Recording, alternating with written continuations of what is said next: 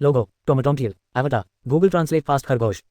अध्याय 141 हिमखंड के खंडहर रेगिस। रिपोर्ट अमान्य। यान शियाओ ने मुस्कुराते हुए शियाओ के आंकड़े देखे। हेल्ड आइटम सेक्शन में साइकिक सीड साफ दिखाई दे रहा था। इसका प्रभाव साइकिक टेरन पर स्पेशल डिफेंस को एक स्टेज बढ़ाना है। एसओके का स्पेशल डिफेंस पहले से ही काफी ज्यादा है और साइकिक टाइप अपने ही टाइप से अप्रभावित रहते हैं। ऊपर से काम माइंड और साइकिक सीड से मिलने वाला 2 स्टेज स्पेशल डिफेंस बूस्ट। इस शक्तिशाली दिखने वाले प्रेडिक्टिव अटैक से शियाओ को सिर्फ 30 डैमेज हुआ। ठीक है, चलो इसे खत्म करते हैं। साइकिक शॉक का इस्तेमाल करो। तारांकन वूश। तारांकन। हवा में साइकिक ऊर्जा एकत्रित हुई और एक लगभग महसूस होने वाली शॉकवेव नीचे गिरी। अलाकाज़म अभी भी साइकिक शॉक का इस्तेमाल करने की कोशिश कर रहा था। स्वाभाविक रूप से वह इस क्षति को झेल नहीं पाया। तारांकन बैंग। तारांकन। धुआं छटा और अलाकाज़म जख्मों से लथपथ एक घुटने पर बैठा था। साइकिक शॉक एक साइकिक टाइप स्पेशल अटैक की शक्ति 80 थी, लेकिन इससे प्रतिद्वंदी को शारीरिक क्षति पहुंचती थी। दूसरे शब्दों में स्पेशल अटैक और साइकिक टेरन के 2 अतिरिक्त स्तरों के साथ इस मूव साइकिक इंपैक्ट की शक्ति 208 हो जाती है। और अलाकाज़म स्वभाव से ही कमजोर पोकेमोन है जिसकी सेहत और रक्षा क्षमता कम होती है। इसलिए इसमें कोई आश्चर्य नहीं कि यह यान शियाओ को एक ही बार में गंभीर रूप से घायल कर सकता है। अलाकाज़म। माई एर ने अपने प्यारे लोमड़ी को दिल में दर्द लिए देखा। होठों को दबाते हुए वह अखाड़े में दौड़ पड़ी और दौड़ते हुए चिल्लाई, मैं अब और नहीं लड़ूंगी। मैं हार मानती हूँ। मैं हमेशा स्कूल वापस जा सकती हूँ, ठीक है।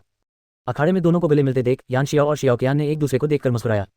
ये पार्ट बहुत सफल रहा। Dot dot dot. Ding. Myrtle के खिलाफ लगातार पार्टनर ट्रेनर चुनौती सफल रही। 50 स्पेशल अटैक टैलेंट पॉइंट्स मिले। डिंग। होस्ट को अलाकाज़म की स्वीकृति मिल गई है 8 मास्टर पॉइंट्स इनाम के तौर पर। डिंग। एनडीडी ने बियॉन्ड टैलेंट क्षमता प्राप्त कर ली है और अब टैलेंट पॉइंट्स आवंटित किए जा सकते हैं। यान शियाओ ने हल्की सी मुस्कान के साथ 200 मास्टर पॉइंट्स खर्च करके एनडीडी का टैलेंट 535 तक बढ़ा दिया। की glove 33 advanced. Talent 535 base state अधिकतम 475। HP 60, attack 30, defence 80, special attack 170, special defence 80, speed 115। अब वह एनडीडी की स्पेशल बैटन पास प्रणाली को विकसित करने की योजना बना रहा है। इसके लिए मध्यम स्तर की मजबूती आवश्यक है। अंक आवंटित करने के बाद एनडीडी की शारीरिक शक्ति में भी कुछ वृद्धि हुई। उसके रूप में ज्यादा बदलाव नहीं आया, लेकिन उसके आसपास की मानसिक ऊर्जा में उतार चढ़ाव और भी ज्यादा स्पष्ट हो गया। उपचार जादू का उपयोग करके अपनी शक्ति को बहाल करते हुए यान शियाओ ने शियाओ को प्रशिक्षण जारी रखने के लिए स्वप्नलोक में वापस बुला लिया। शियाओ के यान द्वारा उसे मूमो मिल्क का एक प्याला देने के बाद अलाकाज़म की ऊर्जा लगभग पूरी तरह से बहाल हो गई थी। दूसरी ओर मेई एर पूरी तरह से निराश दिख रही थी, फैसले का इंतजार कर रही थी, जैसे कोई छात्र परीक्षा परिणाम का इंतजार कर रहा हो। कैसा लगा? यान शियाओ मुस्कुराया। शियाओ के यान का कैमरा लेकर वीडियो सेव कर लिया। इस मानसिक आंतरिक युद्ध में कुछ रणनीतिक तत्व थे, इसे सोशल मीडिया पर पोस्ट किया जा सकता था। मेई एर ने कुछ देर सोचा, फिर बोली, मुझे लगता है कि युद्ध में थोड़ी चालाकी से जीतना आसान हो जाता है। छी। शियाओ के यान खिलखिलाकर हंस पड़ी। प्यारे, तुम अब वो हंसमुख लड़के नहीं रहे जो पहले हुआ करते थे, अब तो तुम एक चालाक बड़े भाई बन गए हो। उद्धरण चिन्ह डॉट डॉट डॉट उद्धरण चिन्ह। यान शियाओ के होंठ हल्के से हिले। इसे कपटपूर्ण कैसे कह सकते हो? इसे शिष्टाचार कहते हैं। क्या तुमने उन उस्तादों को लड़ते नहीं देखा? तीनों के मजाक करते ही गुफा की छत अचानक जोर से हिली और उसके बाद एक भयानक धमाका हुआ। धमाका। सावधान। यान शियाओ ने तुरंत शियाओकियान और दूसरी लड़की को ढाल बना दिया। जोरोक की मां भी अपने पोके बॉल से बाहर कूद गई। हालांकि कंपन के बाद गुफा ढही नहीं, बस थोड़ी धूल गिरी। बाल बाल बच गए। यान शियाओ ने अपनी आंखें सिकुड़ी। एक पल रुको, मैं जाकर देखती हूँ। फिर वह उसी रास्ते से वापस भागी। तब तक गुफा के प्रवेश द्वार पर काफी बर्फ जमा हो चुकी थी, लेकिन सौभाग्य से इसे आवागमन बाधित नहीं हुआ। यान शियाओ गुफा के बाहर पहुंची और पहाड़ की चोटी की ओर देखा। पहाड़ के आधे रास्ते में एक विशाल छेद से काला धुआं निकल रहा था और उसके चारों ओर बर्फ और हिम के बड़े बड़े टुकड़े फिसल रहे थे। जंगली पोकेमोन का एक झुंड पक्षियों की तरह इधर उधर बिखर गया। जैसा कि उम्मीद थी, विस्फोट ऊपरी तल पर हुआ। यान शियाओ ने बुदबुदाते हुए कहा। तभी अचानक उसकी नजर आकाश में कुछ असामान्य चीज पर पड़ी। एक अर्धपारदर्शी अंतरिक्ष यान आकाश में तेजी से गुजरा, जो ध्यान से देखने पर ही दिखाई देता था। यह हंटर जे है। यान शियाओ का चेहरा थोड़ा बदल गया और वह दूसरे के इरादे के बारे में सोचने लगा। रुको, माउंट कोरोनेट, हिमखंड का केंद्र, रैगिंग ईग्स। उसने फिर से अपना सिर हिलाया। नहीं नहीं, स्नोपीक मंदिर उत्तर की ओर, स्नोपीक सिटी के पास होना चाहिए। जैसे ही वह अनुमान लगा रहा था, सेलमेंस गुफा से बाहर निकला, जिसके नीचे एक मोटी रस्सी का जाल लटका हुआ था। जाल के अंदर एक विशालकाय बर्फीले नीले रंग का पोकेमोन, जो बर्फ के टुकड़े जैसा दिखता था, एक मूर्ति में बदल गया था। उसकी आंखें 7 छोटे पीले बिंदुओं से बनी थी जो जोड़ का पैटर्न बना रहे थे। उसके पैर शंकु के आकार के थे। उसकी भुजाएं मोटे खंभों जैसी थी और वह अपनी पीठ पर बर्फ के खंभे ढो रहा था। यह कोई और नहीं बल्कि पौराणिक विशालकाय रेजिस्टील था। उनका निशाना रेजियाइस है। यान शियाओ की आंखें सिकुड़ गईं। तो ये गड्ढा असल में आइसबर्ग खंडहर है। आइसबर्ग खंडहर सिन्नो क्षेत्र में रेजिस्टील का घर और न्यू गेम प्लस में ही मिलने वाला एक विशेष पकड़ने का स्थान। वह हमेशा पौराणिक पोकेमोन को ही क्यों निशाना बनाती है? नहीं, वह जो भी पकड़ती है वह उसके मालिक की आवश्यकताओं के अनुसार ही होता है। लेकिन वह खुफिया जानकारी कैसे संभालती है? अगर उसे पता नहीं होता तो उसे आइसबर्ग खंडहर के बारे में भी पता नहीं होना चाहिए था, है ना? यान शियाओ ने अपनी ठुड्डी सहलाई। वह पूरी तरह से हैरान था। रेजिस्टील को अंतरिक्ष यान में पहले ही लोड होते देख उसने कोई कार्रवाई नहीं की। उसने बस अपने प्रोफेसर के अधिकार का इस्तेमाल करते हुए सिनोहली को इसकी सूचना दे दी। आखिरकार जे के पास एलीट फोर्स स्तर की ताकत है और उन दोनों के बीच पहले दुश्मनी भी रही थी। रेजिस के लिए अपनी जान जोखिम में डालना थोड़ा अनुचित लग रहा था। अगर यह रेजिगिगस होता तो ठीक होता। यान शियाओ यही सोच रही थी कि तभी उसके कान में एक सिस्टम नोटिफिकेशन की आवाज आए। डिंग। 20 टैमिंग टारगेट रैगिंग ईग्स से संबंधित एक टारगेट का पता चला है, जिससे सीमित समय का quest rescue the ice God pillar शुरू हो गया है। कृपया विवरण के लिए क्वेस्ट पैनल देखें।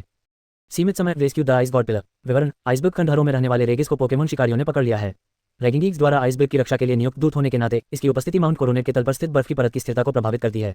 कृपया इसे बचाने और आइसबर्ग खंडहरों में वापस लाने का मार्ग खोजें। पुरस्कार, आइसबर्ग का आशीर्वाद, आइस टोकन और पौराणिक पोकेमोन रैगिंगीग्स को पकड़ने की लागत में 1/3 की छूट। नोट, ये पौराणिक पोकेमोन को पकड़ने के लिए एक आवश्यक कार्य है, इसे जल्द से जल्द पूरा करने की सलाह दी जाती है। उद्धरण चिन्ह प्रश्नवाचक चिन्ह विस्मयादिबोधक चिन्ह प्रश्नवाचक चिन्ह विस्मयादिबोधक चिन्ह उद्धरण चिन्ह। ये कार्य देखकर यान शियाओ तुरंत उत्साहित हो गया। उसकी नज़रों में रेगिस अब कोई जमा हुआ बर्फीला टुकड़ा नहीं था, बल्कि उड़ता हुआ 30 मिलियन था। हालांकि अब वह अमीर हो चुका था, यान शियाओ ने 12 पौराणिक पोकेमोन पालने का पक्का इरादा कर लिया था। हर एक की कीमत 400 मिलियन से ज्यादा थी, इसलिए जाहिर है कि वह इस मौके को हाथ से जाने नहीं देना चाहता था। कोई चारा नहीं था, सिस्टम ने उसे बहुत कुछ दे दिया था। इसी समय शियाओक्सी और माई ए भी गुफा से बाहर भागी। रेगिस को जहाज के केबिन में ले जाते देख यान शियाओ उनके पास गया। माई ए, क्या अलाकाज़म टेलीपोर्ट का इस्तेमाल करके मुझे उस जहाज पर भेज सकता है? माई ए ने सिर हिलाया। नहीं भाई यान शियाओ, माउंट कोरोनेट के पास एक खास चुंबकीय क्षेत्र है, अलाकाज़म की टेलीपोर्ट दूरी अभी शायद 5 मीटर से भी कम है। यान शियाओ चौंक गया। तो तुमने अलाकाज़म को पहाड़ के पार जाने के लिए कैसे मना लिया? माई ए, बस कुछ और बार अलाकाज़म ई यान शियाओ शियाओक्सी डॉट। कुछ देर सोचने के बाद यान शियाओ ने फिर से भौहें सिकुड़ी। उसे अचानक याद आया कि उसने कल पहाड़ की तलहटी में चिलचिलाती धूप देखी थी। अगर टेलीपोर्टेशन का इस्तेमाल नहीं किया जा सकता था तो वह पल भर में गायब कैसे हो गया? प्रीवियस अध्याय 141 हिमखंड के खंडहर रेगिस। Next settings, top book, catalogue, glossary, replacement, bookshelf, history, newspaper advertisement, discover more, book club kit, rap और hip hop, books, book gift cards, online video, thriller novel series, book subscription box, Discord about blog, सर्वाधिकार copyright 2024-2026 टोमेटोमटियल V 0.81 यानामी एनालोगो टोमेटोमटियल एवटा Google translate fast खरगोश। अध्याय 142 बचाव। यान शियाओ सोच ही रहा था कि सैलामेंस रेजिस को केबिन के अंदर खींच ले गया, जो धीरे धीरे बंद हो रहा था। बहुत देर हो गई। उसने तुरंत एक पोकेबॉल फेंकी। बनी, बार बार एजिलिटी का इस्तेमाल करो, फिर बैटन पास करो। बनी अपनी गति बढ़ा रहा था, तभी यान शियाओ ने शियाओ के यान का हाथ पकड़ लिया। हनी, तुम माई के साथ कहीं रुको, चिंता मत करो, मैं अंधेरा होने से पहले जरूर वापस आ जाऊंगा। उसके बोलते ही बनी ने एक चमकता हुआ बैटन पास फेंका और उसे जोर से सिर हिलाकर कहा, मेरो। बिना कुछ कहे यान शियाओ ने 2 पोकेबॉल फेंकी। जाओ ग्रैपियन, स्लेकिंग। ग्रैपियन ने अपने पंख फैलाए और आसमान में उड़ गया। अपनी चोंच में बैटन पास को पकड़ लिया। 6 प्रकाश किरणें उसके शरीर को रोशन कर रही थी, जिससे उसकी गति बढ़ गई। गर्जना, स्लेकिंग दहाड़ा और हवा में उछला, अपने पंजों से ग्रैपियन को पकड़ा और फिर उसे जबरदस्त ताकत से फेंक दिया। वूश, हवा के चीरने की आवाज गूंजी। तेज आंखों वाला नन्हा चील नीली लपटों में बदल गया और नंगी आंखों से लगभग अदृश्य प्रकाश की एक लकीर में तब्दील होकर आकाश में गायब होते अंतरिक्ष यान की ओर तेजी से बढ़ा। बहादुर पक्षी का जबरदस्त हमला। बैंग, एक धीमी सी धमक सुनाई दी। केबिन के अंदर जे थोड़ा चौंक गया। क्या हुआ? उपकप्तान ने मॉनिटर पर नजर डाली और जवाब दिया, मालिक को रिपोर्ट कर रहे हैं, कुछ भी असामान्य नहीं पाया गया। हमें संदेह है कि यह हिमखंड से बर्फ का एक टुकड़ा गिरने के कारण हुआ। चलो चलते हैं, जितनी जल्दी हो सके डिलीवरी पॉइंट पर पहुंचते हैं। जी साहब। जमीन पर यान शियाओ ने नन्हे चील को अंतरिक्ष यानों के बीच की खाई में सफलतापूर्वक उतरते देखा और राहत की सांस ली। पत्नी, मैं जा रहा हूँ। जैसे ही वह मुड़ने वाला था, कोमल हाथों ने उसका हाथ थाम लिया। पीछे मुड़ते ही शियाओ के यान का प्यारा चेहरा गहरी चिंता से भर गया। यान शियाओ मुस्कुराया, हाथ बढ़ाकर उसकी कोमल ठुड्डी को ऊपर उठाया और अपने होंठ उसके भरे भरे मुलायम चेहरी जैसे होंठों से सटा दिए। एक पल का स्पर्श और फिर अलगाव। चिंता मत करो श्रीमान, याद है, मैं कभी भी वापस आ सकती हूँ। शियाओ के यान की गुलाबी आंखें थोड़ी कांप उठीं और उसने उसे अपनी बाहों में भर लिया। उसकी बाहों में खो भी, तो आपको जल्दी करनी होगी, मैं चिंता करूंगी। यान शियाओ ने स्पष्ट रूप से सिर हिलाया, फिर अपने बगल में चेहरा ढके माई ए को अनदेखा करते हुए जंगल की ओर दौड़ पड़ा। जैसे ही टेलीपोर्टेशन की हल्की रोशनी दिखाई दी, वह नन्हे चील के पास स्थिर रूप से उतरा। शाबाश नन्हे, यान शियाओ ने नन्हे चील के सिर को सहलाया और उसे रख दिया। अंतरिक्ष यान की गति लगातार बढ़ रही थी और उसकी सतह सुव्यवस्थित सामग्री से बनी थी, जिसके कारण यान शियाओ शीर्ष पर बने गड्ढे में फंस गया था और हिल भी नहीं पा रहा था। सौभाग्य से उसे पहले ही उत्तरी हवा का आशीर्वाद मिल चुका था, अन्यथा इतनी ऊंचाई पर कड़ाके की ठंडों से बेहाल कर देती। उसने अंतर्दृष्टि कौशल पत्थर निकाला और मन ही मन उसका जाप किया। चूंकि जे के नए अंतरिक्ष यान और पुराने अंतरिक्ष यान की संरचना लगभग एक जैसी थी, इसलिए यान शियाओ ने सीधे नियंत्रण कक्ष का दृश्य चुना। अगले ही पल उसकी चेतना बदलने लगी और नियंत्रण कक्ष का दृश्य सामने आ गया। अजीब बात यह थी कि जे वहां नहीं था, केवल कुछ पोकेमोन शिकारी आपस में बातचीत कर रहे थे। पता नहीं कौन सा बॉस इतना शक्तिशाली है कि वे तुम्हें एक पौराणिक पोकेमोन पकड़ने के लिए 500 मिलियन देंगे। हाँ, लेकिन उन्हें पौराणिक पोकेमोन का स्थान तो पता है, तो वे खुद क्यों नहीं पकड़ लेते?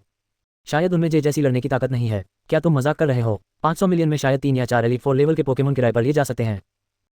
समूह कुछ कहने ही वाला था कि उनके साथी की खांसी ने दरवाजे पर उनकी बात काट दी और वे तुरंत चुप हो गए। तभी जे बाहर से लौटा, हाथ में फोन लिए, चेहरा लाल चमक रहा था। साफ था कि वह मालिक को सूचना देने गया था। यान शियाओ अपना अंतर्दृष्टि मंत्र वापस लेने ही वाला था कि जे के अगले शब्दों ने उसकी जिज्ञासा बढ़ा दी। लेनदेन का स्थान बदलकर बैदाई शहर के पूर्वी उपनगर कर दिया गया है। यह ज्यादा दूर नहीं है। हवा के बड़े बड़े झोंके पैदा करने से बचने और पकड़े जाने की संभावना को कम करने के लिए उड़ान की गति स्थिर और एक समान बनाए रखें। जी हाँ, यान शियाओ चौंक गया। बैदाई शहर के पूर्वी उपनगर, इतना नजदीक। शिकारी दल की पिछली बातचीत को देखते हुए पौराणिक पोकेमोन का ऑर्डर देने वाला मालिक आस पास ही है। एक पल के लिए यान शियाओ को यह जानने की उत्सुकता हुई कि यह व्यक्ति कौन है। लेकिन पहले आइए रेगिस को बचाते हैं। यान शियाओ ने एक ट्रे स्टोन निकाला, एक सुनहरी रोशनी चमकी और वह उस गोदाम में प्रकट हो गया जहां सामान रखा था। गलियारे में चलते हुए दोनों और पत्थर की बनी मूर्तियों की कतारें थीं, जिनमें कई कुलीन और जिम स्तर के पोकेमोन थे, जिनकी आभा अद्भुत थी। Prince, Roserade, Haunter, Medicham, Tentacruel, Rhyperior, mister Mime, Hippowdon, Lickitung. वाह, यहाँ मेलोटिक भी है। यान शियाओ एक सांप जैसे पोकेमोन के सामने खड़ा था। अपनी मोहक आंखों, लंबे गुलाबी बालों और इंद्रधनुषी शल्कों से घिरी लंबी पूंछ और सुंदर पंखे जैसी पूंछ के साथ यह मेलोटिक था, जिसे सबसे सुंदर पोकेमोन माना जाता था। तस तस, यान शियाओ ने प्रशंसा में अपनी जीभ चिटकाए। मुझे मानना पड़ेगा, जे में वाकई बहुत ताकत है। क्यों ना हम उन सबको छोड़ दें, दंगा करना काफी रोमांचक होगा, है ना? यानशियाओ के होठों पर एक शरारती मुस्कान आ गई। उसे इस निर्दयी पोकेमोन शिकारी जैसे जरा भी लगाव नहीं था। देखिए, बच्चों के एनीमे होने के नाते पोकेमोन सीरीज में खलनायक भी शायद ही कभी मरते हैं। ज्यादातर खलनायकों की अपनी अपनी कहानियां होती हैं, जिनमें टीम रॉकेट जैसे कुछ प्यारे और आकर्षक खलनायक भी शामिल हैं।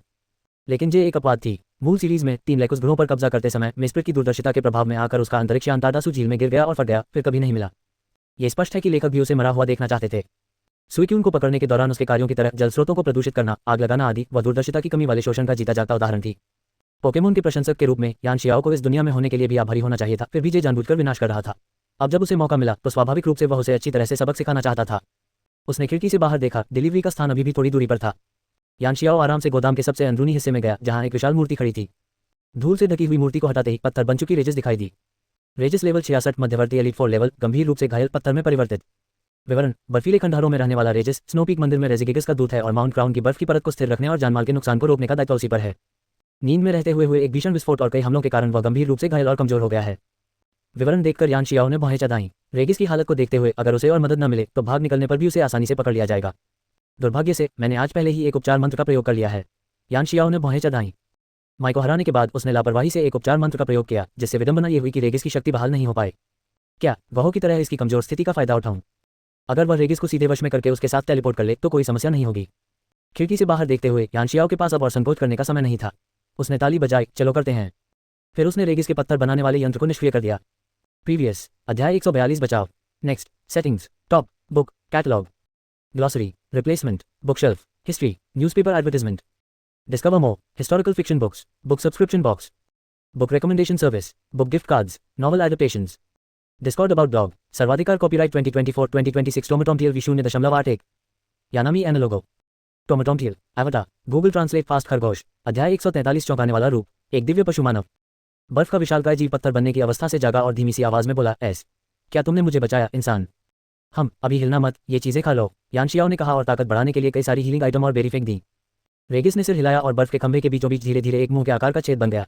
उसने उन चीजों को अंदर फेंक दिया। यानशियाओ अविश्वास से देखता रहा तो रेजिस्टील के मुंह छिपे हुए थे। जैसे ही वह इस पर आश्चर्य कर रहा था, अंतरिक्ष यान झटके से रुक गया। उसके पास आगे कुछ कहने का समय नहीं था और उसने तुरंत एक पोके बॉल निकाली। रेगिस, अंदर आओ और थोड़ी देर के लिए छिप जाओ, मैं तुम्हें बाद में वापस भेज दूंगा। उद्धरण चिन्ह डॉट डॉट डॉट उद्धरण चिन्ह। रेगिस एक पल के लिए झिझका, फिर हल्के से पोके बॉल पर हाथ मारा और लाल रोशनी में बदलकर उसमें प्रवेश कर गया। बीप बीप बीप, डिंग, सफलतापूर्वक पकड़ लिया गया। डिंग, होस्ट ने उपलब्धि हासिल की, पौराणिक पोकेमोन पकड़ा गया। इनाम, मास्टर पॉइंट्स एक्स 1000। हाथ में पोके बॉल को देखकर यानशियाओ को थोड़ा वास्तविक सा लगा। हालांकि रेगिस अपनी ताकत से आसानी से पोके बॉल की जकड़न तोड़ सकता था, फिर भी यह उसके लिए एक ऐतिहासिक क्षण था, एक पौराणिक पोकेमोन को पकड़ना। लेकिन अभी उत्साहित होने का समय नहीं था। यानशियाओ ने लोपुन्नी से एक पोके बॉल फेंकी, जिससे सभी पोकेमोन अपनी जमी हुई अवस्था से तुरंत मुक्त हो गए और फिर वह अंतरिक्ष यान के शीर्ष पर टेलीपोर्ट हो गया। वह देखना चाहता था कि यह रहस्यमय खरीदार कौन है। डॉट डॉट डॉट, क्या सामान तैयार है? काले लबादे में एक लंबे बालों वाला आदमी एक पेड़ के पीछे से निकला। जे पोकेमोन शिकारियों के एक समूह का नेतृत्व करते हुए उनसे मिलने गई। ये तैयार है। वह हैच खोलने के लिए स्विच दबाने ही वाली थी, लेकिन अगले ही पल बूम, ऊर्जा की कई किरणें अंतरिक्ष यान के अंदरूनी हिस्से से गुजरी, जिससे किनारे पर एक बड़ा सा छेद हो गया और फिर पोकेमोन तेजी से भागने लगे। जे का दिल जोर से धड़कने लगा। जल्दी करो, इन्हें रोको। वह उड़ने वाले ड्रैगन पर सवार होकर हैच की ओर उड़ गई। विशाल खाली पत्थर बनाने वाले यंत्र को देखकर वह अवाक रह गई। लगता है तुमने मुझे फिर निराश कर दिया। वह आदमी उसके पीछे चुपचाप मंडराता हुआ प्रकट हुआ। उसके पीछे एक भयानक परछाई चुपचाप प्रकट हुई, जिससे एक भयानक द्वेष निकल रहा था। उद्धरण चिन्ह प्रश्नवाचक चिन्ह विस्मयादिबोधक चिन्ह प्रश्नवाचक चिन्ह विस्मयादिबोधक चिन्ह उद्धरण चिन्ह। ये देखकर यानशियाओ की आंखें चौड़ी हो गईं। उस आदमी ने अपना सिर थोड़ा ऊपर उठाया, जिससे उसकी एक आंख रात की तरह काली दिखाई दी, दूसरी आंख लंबे नीले भूरे घुंघराले बालों से ढकी हुई थी। लेकिन दुर्भाग्य से उसे अंतरिक्ष यान पर कोई नहीं मिला। कुछ ही दूरी पर एक पेड़ के पीछे यानशियाओ पलक झपकते ही उतरी। उसका दिल जोर से धड़क रहा था। कुछ ही पल पहले ऐसा लग रहा था जैसे मौत उसे घूर रही हो। अब उसे उस आदमी की पहचान का लगभग यकीन हो गया था। बार बार पौराणिक पोकेमोन को निशाना बनाते हुए उसके चारों ओर दुष्वप्न की छाया मंडरा रही थी। सब कुछ एक ही व्यक्ति की ओर इशारा कर रहा था, डकराई। स्पष्ट रूप से उसने डकराई को पकड़ लिया है और अपनी पौराणिक पोकेमोन टीम बना रहा है। और पिछली बार सुइक्यून, इस बार रेगिस शायद उसके चुने हुए निशाने थे। लेकिन वह खुद कोई कदम क्यों नहीं उठाता? डकराई की क्षमताओं के साथ यह उसके लिए आसान होना चाहिए, है ना? यानशियाओ गहरी सोच में डूबा हुआ अपनी ठुड्डी सहला रहा था। कोई हल न सूझने पर वह फिर से पेड़ के पीछे से झांका, ये देखने के लिए कि आगे क्या होता है। लेकिन इस बार उसे डरकर नहीं दिखा। अगले ही पल उसके पीछे से एक भयानक अनुभूति हुई और यानशियाओ जम गया। उस गहरी नफरत ने उसके विचारों को रोक दिया। चटक चट चट, 7 पोके बॉल अचानक फट गए और बनेरी, ओलिवियर, स्लेकिंग, टेडी बियर और शिप्पो ने बीच में आकर उसकी रक्षा की। यानशियाओ पर दबाव कम हुआ और वह मुड़ा। काले लबादे में लिपटा एक लंबा व्यक्ति हवा में तैर रहा था और चुपचाप उसे घूर रहा था। नमस्ते, डरकर बोला। उद्धरण चिन्ह डॉट डॉट डॉट उद्धरण चिन्ह। यानशियाओ ने अपनी आंखें सिकुड़ी। उसे दूसरी तरफ से कोई खतरा महसूस नहीं हुआ था। मैं अपना परिचय देता हूँ। मेरा नाम डाको है, जिसका अर्थ है दुष्वप्न। जैसे ही उसने बोलना शुरू किया उसका शरीर धीरे धीरे नीचे उतरने लगा, उसकी आभा धीरे धीरे कम होती गई और वह एक साधारण व्यक्ति में बदल गया। नमस्ते, मैं यान शियाओ हूँ। यान शियाओ ने हल्का सा सिर हिलाया। किसी कारणवश उसे अपने सामने वाले व्यक्ति से कुछ परिचित सा एहसास हुआ। डाको की नज़र लोपुन्नी और अन्य पोकेमोन पर पड़ी। लगता है तुम ही हो जिसे दुर्लभ ने चुना है। दिलचस्प, एक और लड़का था जिसके पास पिकाचू था और उसने भी मुझे ऐसी ही आभा दी थी। मुझे उम्मीद नहीं थी कि कोई और भी होगा। यान शियाओ उलझन में दिख रहा था। वह जानता था कि दूसरा ऐश की बात कर रहा है, लेकिन दुर्लभ क्या होता है? उसकी उलझन को भांपते हुए डाको ने कहा, मैं ही दुर्लभ हूँ। मैं ही तुम हो और वह लड़का भी, और इस दुनिया का दुर्लभ भी। बोलते हुए उसने माउंट कोरोने की ओर देखा। उसकी निगाहें एक खास जगह पर टिक गईं। इंसान और पोकेमोन, हर जीव खूबसूरत सपनों और बेहतर भविष्य की कल्पनाओं की चाह रखता है, लेकिन सपने हमेशा खत्म हो जाते हैं और आखिरकार कठोर वास्तविकता सामने आ जाती है। जिस पल वह खूबसूरत बुलबुला फूटता है, क्या वह भी एक बुरा सपना नहीं होता? तो बुरा सपना भी एक खूबसूरत सपना ही होता है ना? हाँ, इस दुनिया को बुरे सपनों की जरूरत है। वह पागलों की तरह हंसा, फिर अचानक रुक गया। उसकी नजरें यान शियाओ पर टिकी थी। उसके दांत भींचे हुए थे। मैं इसे साबित करूंगा, मैं करूंगा। यान शियाओ ने अपना मुंह खोला, लेकिन इससे पहले कि वह कुछ बोल पाता, डकरॉड उसकी आंखों के सामने से गायब हो गया, बिना किसी निशान के, जैसे कि वह कभी था ही नहीं। यान शियाओ स्तब्ध रह गया। उसे अभी भी डकरॉड का मतलब समझ नहीं आया। वह क्या साबित करने की कोशिश कर रहा था? वह किस बुरे सपने की बात कर रहा था? और वो मुझसे ये क्यों कह रहा है कि वो कुछ साबित करने वाला है? यान शियाओ के होंठ हल्के से फड़फड़ाए। क्या वो पागल है? उसने अपना सिर हिलाया और अपने मन से उलझन को दूर किया। सब कुछ होने के बाद स्पष्ट हो जाएगा। अभी इस बारे में परेशान होने के बजाय अपनी ताकत बढ़ाने पर ध्यान देना बेहतर है। किसी भी स्थिति से निपटने के लिए संसाधन होने का मतलब है कि आपदा आने पर आप असहाय नहीं होंगे। अपनी डॉक्टरेट की उपाधि का इस्तेमाल करते हुए यान शियाओ ने अधिकारी जेनी से संपर्क किया। सायरन की आवाज के बीच जेनी भागे हुए सामान का एक छोटा सा हिस्सा ही बरामद कर पाए और शर्मिंदा होकर चली गई। जैसे ही शाम ढली, यान शियाओ साइकिल से वापस तियानगुआन पर्वत की ओर चल पड़ी। उसे आते देख चौराहे पर बेसब्री से इंतजार कर रही शियाओक्सी तुरंत दौड़कर उसके पास गई और उछलकर उसकी बाहों में कूद पड़ी। क्या तुम ठीक हो? उसने यान शियाओ का चेहरा थामते हुए पूछा। उसकी आंखों में साफ चिंता झलक रही थी। चिंता मत करो, मैं ठीक हूँ। यान शियाओ ने उसके गोलमटोल गालों को चुटकी से दबाया और उसके होठों पर चुंबन किया। तुम्हें परेशान करने के लिए मुझे माफ करना। ईव, कितना फिल्मी है। माई एव ने अपने हाथों पर उभरे रोंगटे मलते हुए मुंह फेर लिया। यान शियाओ और शियाओक्सी ने एक दूसरे को देखकर मुस्कुराया। एक ने अपना सिर झुकाया, दूसरा अपने कोमल आलिंगन में खो गया। काफी देर बाद उनके होंठ अलग हुए। उसने धीरे से गुलाबी गालों वाली लड़की के चेहरे को सहलाया। पत्नी, जाओ कुछ खाना बनाओ, मैं रेगिस को वापस ले आता हूँ। हम प्रीवियस अध्याय 143 चौंकाने वाला रूप, एक दिव्य पशु मानव।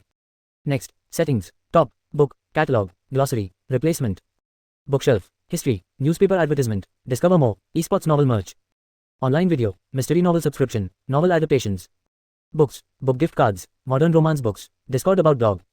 सर्वाधिकार कॉपीराइट 2024-2026 टोमेटोमटियल V0.1 यानामी एनालोगो टोमेटोमटियल। एवटा गूगल ट्रांसलेट फास्ट खरगोश। अध्याय 144 शुद्ध पेंडेंट। तियानगुआन पर्वत की तलहटी में पहुंचकर यान शियाओ ने एक पोकेबॉल फेंकी और रिलीज बटन दबाया।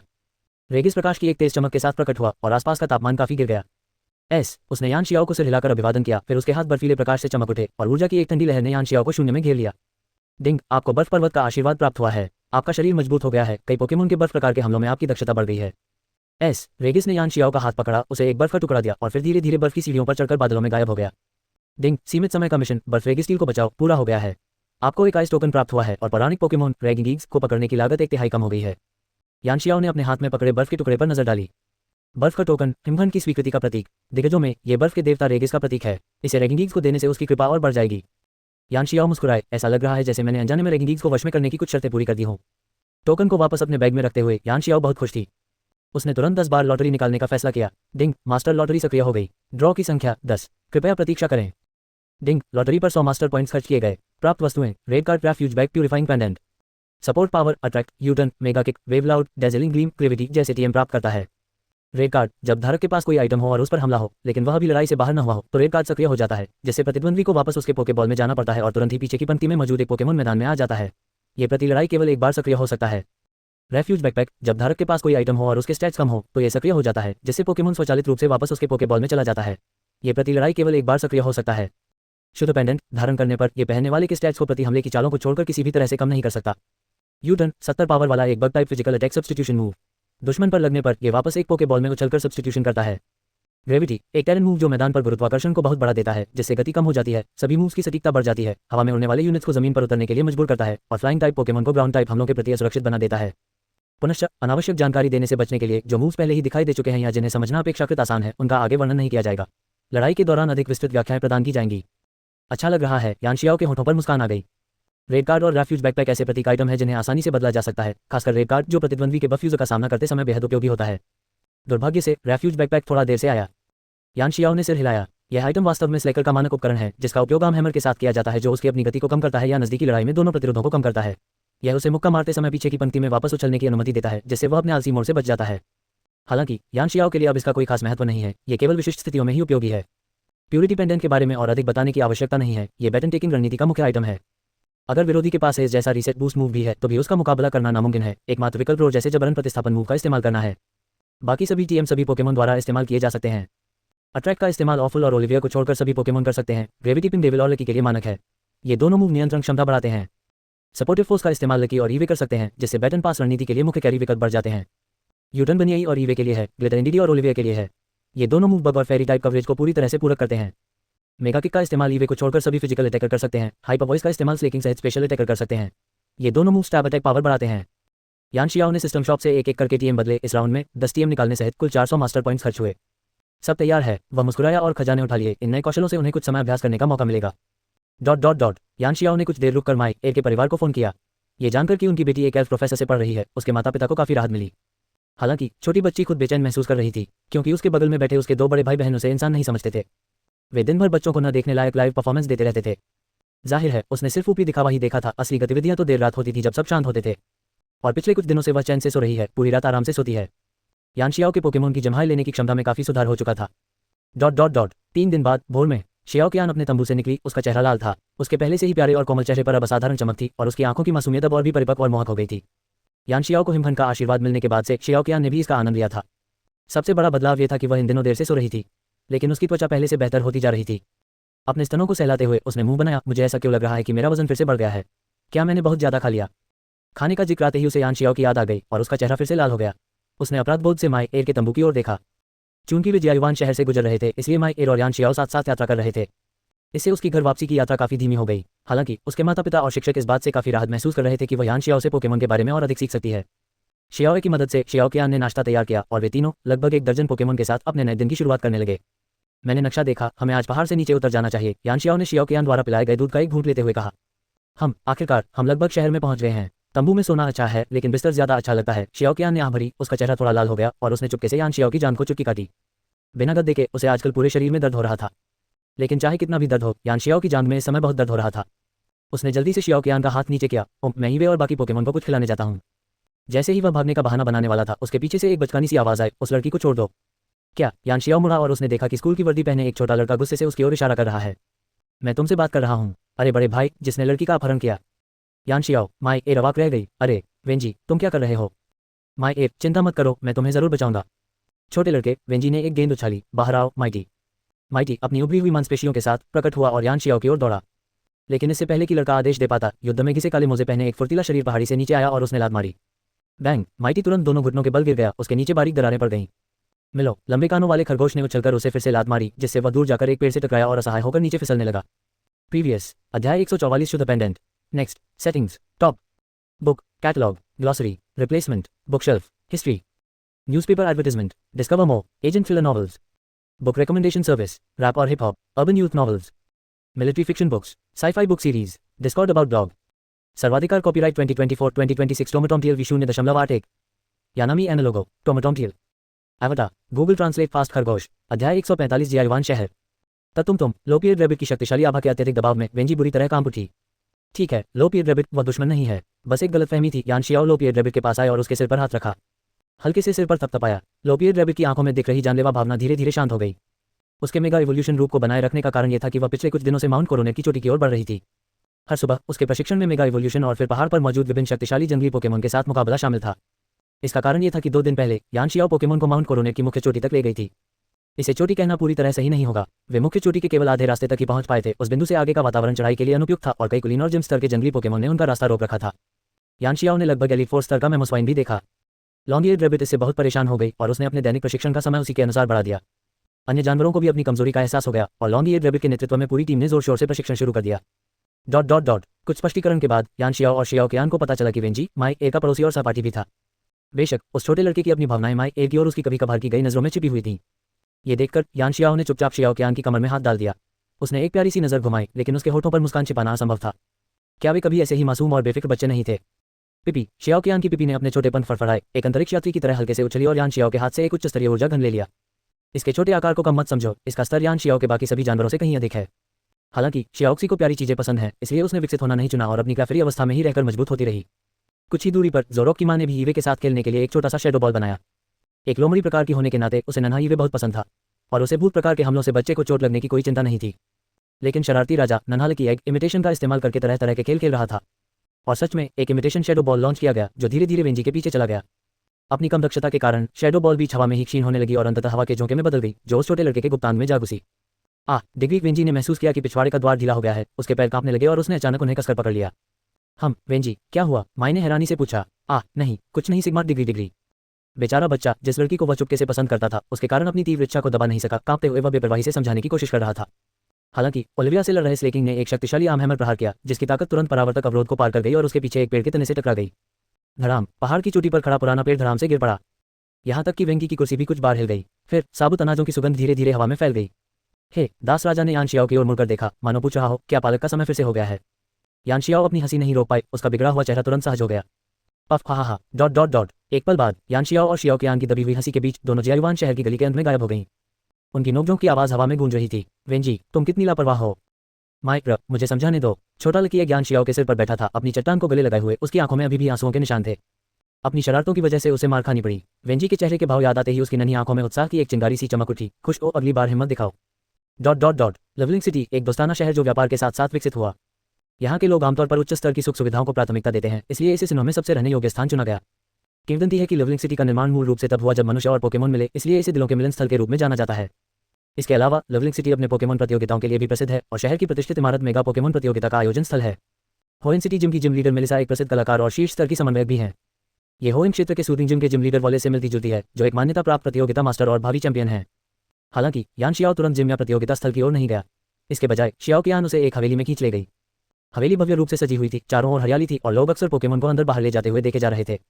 उन सभी में एक समान विशेषता थी, उनके अधिकांश पोकेमोन अविकसित थे और अपने प्यारे अविकसित रूपों में थे।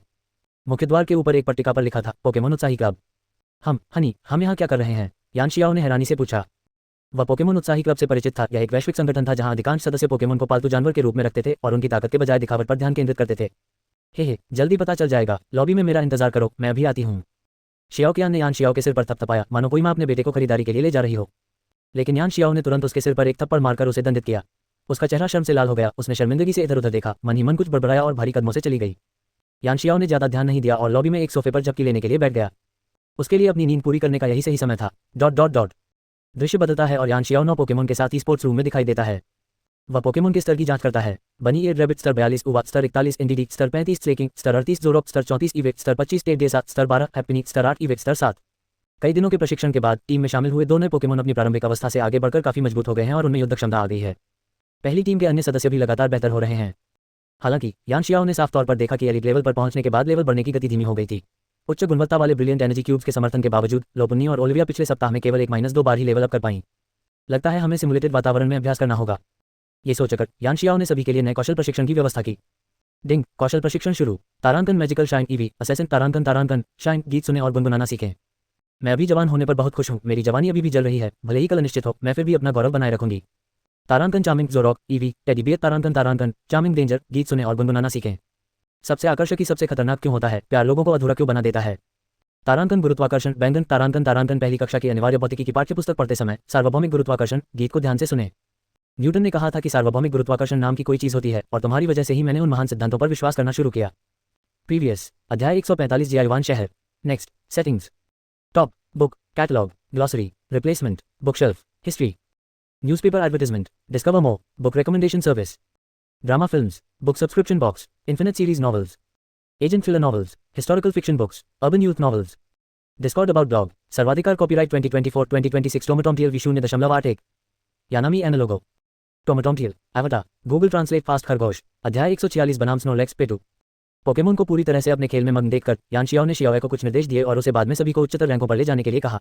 फिर वह शेष 3 पोकेमोन को सिमुलेशन कक्ष में ले गई। एलीट स्तर पर पहुंचने पर पोकेमोन की ऊर्जा संकुचित होने लगती है, जिससे स्तर बढ़ाना अधिक कठिन हो जाता है। यह एक मात्रात्मक परिवर्तन है। जिम स्तर पर पहुंचने पर पोकेमोन की ऊर्जा का शुद्धिकरण होता है, जिससे उसकी मात्रा धीरे धीरे कम होती जाती है, लेकिन गुणवत्ता में नाटकीय परिवर्तन होता है। यह एक गुणात्मक परिवर्तन है। जब ऊर्जा की शुद्धता एक निश्चित सीमा तक पहुंच जाती है तो एक उच्चतर रैंक प्राप्त की जा सकती है, जिसे एलीट 4 के नाम से जाना जाता है। एलीट 4 रैंक में भी ऊर्जा का संचय और शुद्धिकरण, कौशल और शारीरिक क्षमता को निखारना शामिल है, जिससे उच्चतर रैंक प्राप्त की जा सके। हालांकि ऊर्जा का शुद्धिकरण केवल बातें नहीं है, इसके लिए ऊर्जा की गहरी समझ आवश्यक है। दूसरे शब्दों में, ये पोकेमोन की अंतर्निहित समझ और प्रतिभा पर निर्भर करता है। अधिकांश पोकेमोन जिम स्तर तक पहुंचने में एक बाधा का सामना करते हैं, जिससे उनकी प्रगति रुक जाती है और लगभग सभी पोकेमोन एलीट 4 स्तर पर छद्म एलीट 4 बाधा के कारण रुक जाते हैं। हालांकि इन समस्याओं को सिमुलेटेड कमरों में आंशिक रूप से हल किया जा सकता है, क्योंकि ये कमरे शुद्ध प्राकृतिक ऊर्जा को अवशोषित करते हैं और प्रत्येक पोकेमोन की विशिष्ट आवश्यकताओं के अनुरूप बनाए गए हैं। इससे यान शियाओ अपने पोकेमोन को अधिक स्थिर और आगे बढ़ने में मदद कर सकता है। सिस्टम लोपुन्नी और ऊलों की आवश्यकताओं के आधार पर संबंधित कमरे उत्पन्न करता है। एक चमकती रोशनी के बाद लोपुन्नी के सामने बादलों में फैली एक भव्य बर्फ से ढकी चोटी प्रकट होती है, माउंट कोरोनेट। लेकिन असली माउंट कोरोनेट के विपरीत इसमें प्रचुर मात्रा में सामान्य और फाइटिंग प्रकार की ऊर्जा से बनी सीढ़ियां भी हैं। पहाड़ की ढलान से एक सीढ़ीनुमा संरचना नीचे की ओर फैली हुई थी। हर पायदान दसियों मीटर की दूरी पर था, जिसके लिए लगातार छलांगें और चढ़ाई करनी पड़ती थी। मिलो, लंबे कानों वाले खरगोश ने पहाड़ की चोटी की ओर देखा, जहां उसने अपने स्वामी से किया वादा पूरा किया था और जहां उसे अपने सवाल का जवाब मिलने की बेसब्री थी। धड़ाम, अपने लंबे पैरों से उसने चढ़ाई शुरू की। शुरुआती कुछ सीढ़ियां आसानी से चढ़ गईं, लेकिन पतली चिकनी सीढ़ियां कोई सुरक्षा नहीं दे रही थी और पहाड़ की ढलान बर्फ और हिम से ढकी हुई थी, जिससे संतुलन बनाए रखने के लिए उसे अपनी ताकत पर बेहद सटीक नियंत्रण रखना पड़ रहा था। इसके अलावा लगातार कम तापमान और तेज हवाओं ने और भी कठिन चुनौतियां पेश की।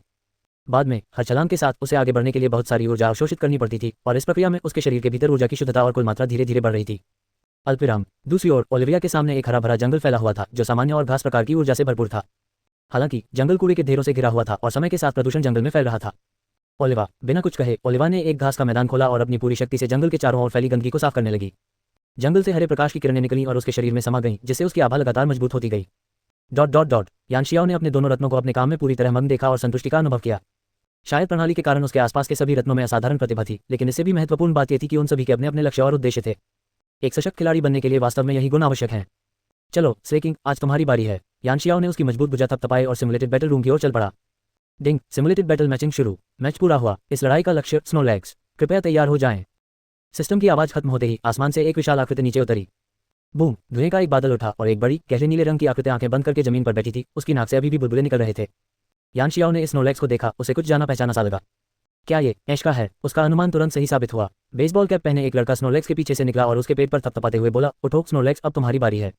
एक धमाके के साथ स्नोलैक्स की नाक पर बने बुलबुले फूट गए और वह धीरे धीरे जाग गया। बहुत बढ़िया, बस यही काफी है, थोड़ा जोश दिखाओ। गुम्बे। स्नोलैक्स खड़ा हो गया, उसकी निगाहें सामने खड़े स्लेकिंग पर टिकी थीं। स्नोलैक्स लेवल 55 मध्यम जिम लीडर। यान शियाओ की आंखें सिकुड़ गईं। ऑरेंज आइलैंड्स में ऐश द्वारा पकड़े गए इस अनुभवी स्नोलैक्स का स्तर कुछ नए प्रमोट हुए जिम लीडर्स के बराबर था, जैसा कि उम्मीद थी। मुझे आश्चर्य है कि क्या स्लेकिंग की वर्तमान ताकत ऐश के स्नोलैक्स का सीधा मुकाबला करने के लिए काफी है। यान शियाओ ने सोचा, फिर स्लेकिंग पर पावर बैंड लगा दिया। यह आइटम ताकत को 10% तक बढ़ा सकता है। इस थोड़े से समय में ऐश ने पहला हमला करने से खुद को नहीं रोका। स्नोलैक्स, हमला करो। टेक डाउन का इस्तेमाल करो। गुम्बे। स्नोलैक्स ने एक कदम आगे बढ़ाया और स्लेकिंग की ओर बढ़ा। उसका हर कदम शक्तिशाली था और जमीन कांप रही थी। पास आते ही उसने अचानक दोनों पैरों से जोर लगाकर स्लेकिंग की ओर धावा बोल दिया। ये देखकर स्लेकिंग तनाव में आ गया। उसकी मुठ्ठियां लड़ने के जोश से भरी हुई थी और उसके चारों ओर एक लाल रंग की फाइटिंग टाइप आभा धीरे धीरे फैल गई। आखिरकार स्नोलैक्स 3 मीटर दूर था। स्लेकिंग ने हरकत की। उसकी 2 विशाल खंभे जैसी भुजाएं गोल गोल घूमी और स्नोलैक्स की हमलावर भुजा से जोरदार टक्कर हुई। आम हैमर। बूम, धप धप धप। स्नोलैक्स धुएं से लड़खड़ाकर पीछे हट गया। पूरे 10 मीटर पीछे जाने के बाद उसने संभला। दूसरी ओर स्लेकिंग जमीन पर कई मीटर तक घिसटता रहा। उसका शरीर कम गति का संकेत देने वाली रोशनी से चमक रहा था और वह थोड़ा हाँफ रहा था। शक्ति के पहले टकराव में स्लेकिंग को थोड़ा सा फायदा था। हालांकि स्नोलैक्स का 160 एचपी स्लेकिंग से कहीं बेहतर था, इसलिए कुल मिलाकर यान शियाओ के लिए स्थिति प्रतिकूल ही रही। अरे, ताकत के मामले में स्नोलैक्स से बराबरी का मुकाबला कर रहे हो। तुम्हारा स्लेकिंग मुझे मेरे पिता श्री सेनी की याद दिलाता है, ऐश ने कहा, स्पष्ट रूप से इस बात से अनजान कि उसका प्रतिद्वंदी यान शियाओ था। क्या सच में? शायद इस लड़ाई के बाद स्लेकिंग के बारे में तुम्हारी राय और गहरी हो जाएगी। यान शियाओ मुस्कुराया, फिर उसका चेहरा गंभीर हो गया, उकसाया। हे, स्लेकिंग ने स्नोलैक्स को तिरस्कारपूर्वक इशारा किया। गंबल। प्यारा गोल मटोल लड़का तुरंत गंभीर हो गया, यहाँ तक कि उसकी सिकुड़ी हुई आंखें भी चौड़ी हो गईं। ऐश, ये सोचकर कि उसका लालची स्नोलैक्स आखिरकार जोश में आ गया है, उत्साह से चिल्लाया, शानदार स्नोलैक्स, लगे रहो। 100,000 हॉर्स पावर का इस्तेमाल करो। यान शियाओ के होठों पर मुस्कान आ गई। घात लगाकर हमला। गर्जना। स्लेकिंग दहाड़ा और मुठ्ठियां जमीन पर पटकी। उसके अब मजबूत हो चुके पिछले पैर उसे तोप के गोले की तरह आगे ले गए और वह स्नोलैक्स की ओर दौड़ पड़ा। एक मुक्का सीधे उसके चेहरे पर पड़ा। गुम्बे। स्नोलैक्स ने अपना सिर हिलाया। उसका शरीर मिट्टी जैसे पीले रंग की ऊर्जा से भर गया। उसकी 100,000 हॉर्स पावर जरा भी कम नहीं हुई थी।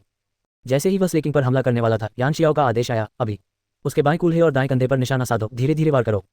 स्लेकिंग की आंखें सिकुड़ गईं। उसकी दाहिनी मुट्ठी स्नोलैक्स के कूल्हे पर लगी, जिससे स्नोलैक्स, जो अपना बायां पैर चलाने ही वाला था, लड़खड़ा गया। इसी दौरान स्लेकिंग के बाएं हाथ ने एक ब्लेड का रूप धारण कर लिया और उसके दाहिने कंधे पर वार किया। उसकी मोटी भुजा ने नीचे आते हुए हाथ को रोक दिया। प्रीवियस अध्याय 146 बनाम स्नोलैक्स पेटू। Next. Settings. Top. Book. Catalogue. Glossary. Replacement. Bookshelf. History. Newspaper advertisement. Discover more. Agent filler novels. Books. Modern romance books. Mystery novel subscription. Urban youth novels. Historical fiction books. Discord about dog. सर्वाधिकार copyright 2024-2026 टोमाटोमटियल 0.1। यानामी एनालोगो। टोमाटोमटियल। एवटा। Google translate fast खरगोश। अध्याय 147 mobile Rotom. धप धप धप। धीमी धपों की एक श्रृंखला के साथ स्नोलैक्स के चारों ओर ऊर्जा का घेरा तेजी से गायब हो गया, क्योंकि स्लेकिंग के लगातार भारी वारों ने उसे पीछे धकेल दिया था। पीछे हटते हर कदम से जमीन पर एक गहरा निशान बन रहा था। हार मत मानो स्नोलैक्स, ऐश चिल्लाया, लेकिन दुर्भाग्य से स्नोलैक्स पिकाचू नहीं था। स्लेकिंग के बार बार के हमलों के आगे वह पलटवार करने में असमर्थ था। धप, एक और मुक्का पड़ा और स्नोलैक्स आखिरकार अपना संतुलन खो बैठा और जमीन पर गिर पड़ा। स्टेप बाय स्टेप अटैक, 70 की शक्ति वाला एक नॉर्मल टाइप फिजिकल अटैक। ये स्थिर व्यवस्थित हमलों के लिए डिजाइन किया गया है, जो प्रतिद्वंद्वी के बचाव और रक्षात्मक बदलावों को नजरअंदाज करता है। ये चाल देखने में साधारण लगती है, लेकिन इसमें प्रतिद्वंद्वी के हमलों को लगातार मोड़ने का प्रगतिशील प्रभाव होता है। अभ्यास के बाद यान शियाओ ने इस चाल को एक कॉम्बो में विकसित कर लिया था और प्रतिद्वंद्वी के बचाव को भेदने के लिए इसकी विशेषताओं का पूरा उपयोग किया था। स्लेकिंग की अपार शक्ति के सामने हर मुक्का उसे स्तब्ध कर देता था। स्नोलैक्स जैसे अनाड़ी मुक्केबाज इसका प्रभावी ढंग से मुकाबला नहीं कर पाते थे। स्नोलैक्स, हेडब्रिड का इस्तेमाल करो। ऐश को देर से एहसास हुआ कि जब शारीरिक शक्ति सीमित हो तो सिर से किया गया हमला अधिक प्रभावी होता है, लेकिन दुर्भाग्य से स्लेकिंग की मुठ्ठियां फिर से उठ चुकी थीं। यान शियाओ ने नीचे झुककर अपनी टोपी का किनारा नीचे खींचा। इसे खत्म करो, आर्म हैमर का इस्तेमाल करो।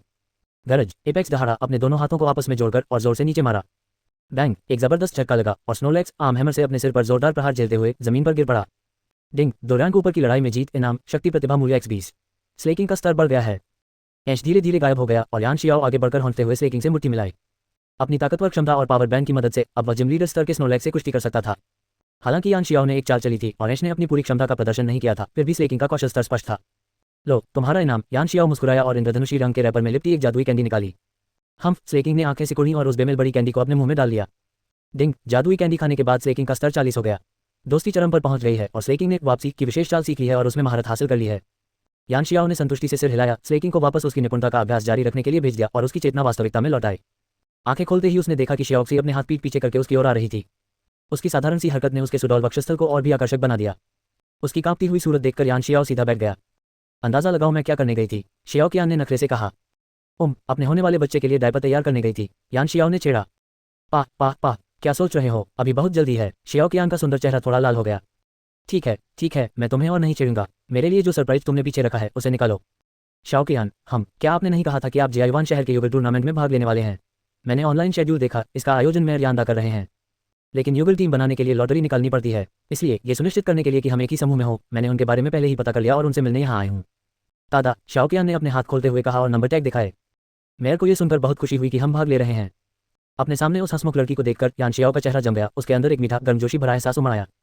वह हमेशा उसकी कही हुई बातों को याद रखती थी। ये देखकर शाओकियान को लगा कि वह नाखुश है। प्रिय, अगर आपको लगता है कि इससे प्रतियोगिता की निष्पक्षता प्रभावित होगी तो क्यों ना मैं इसे वापस कर दूं।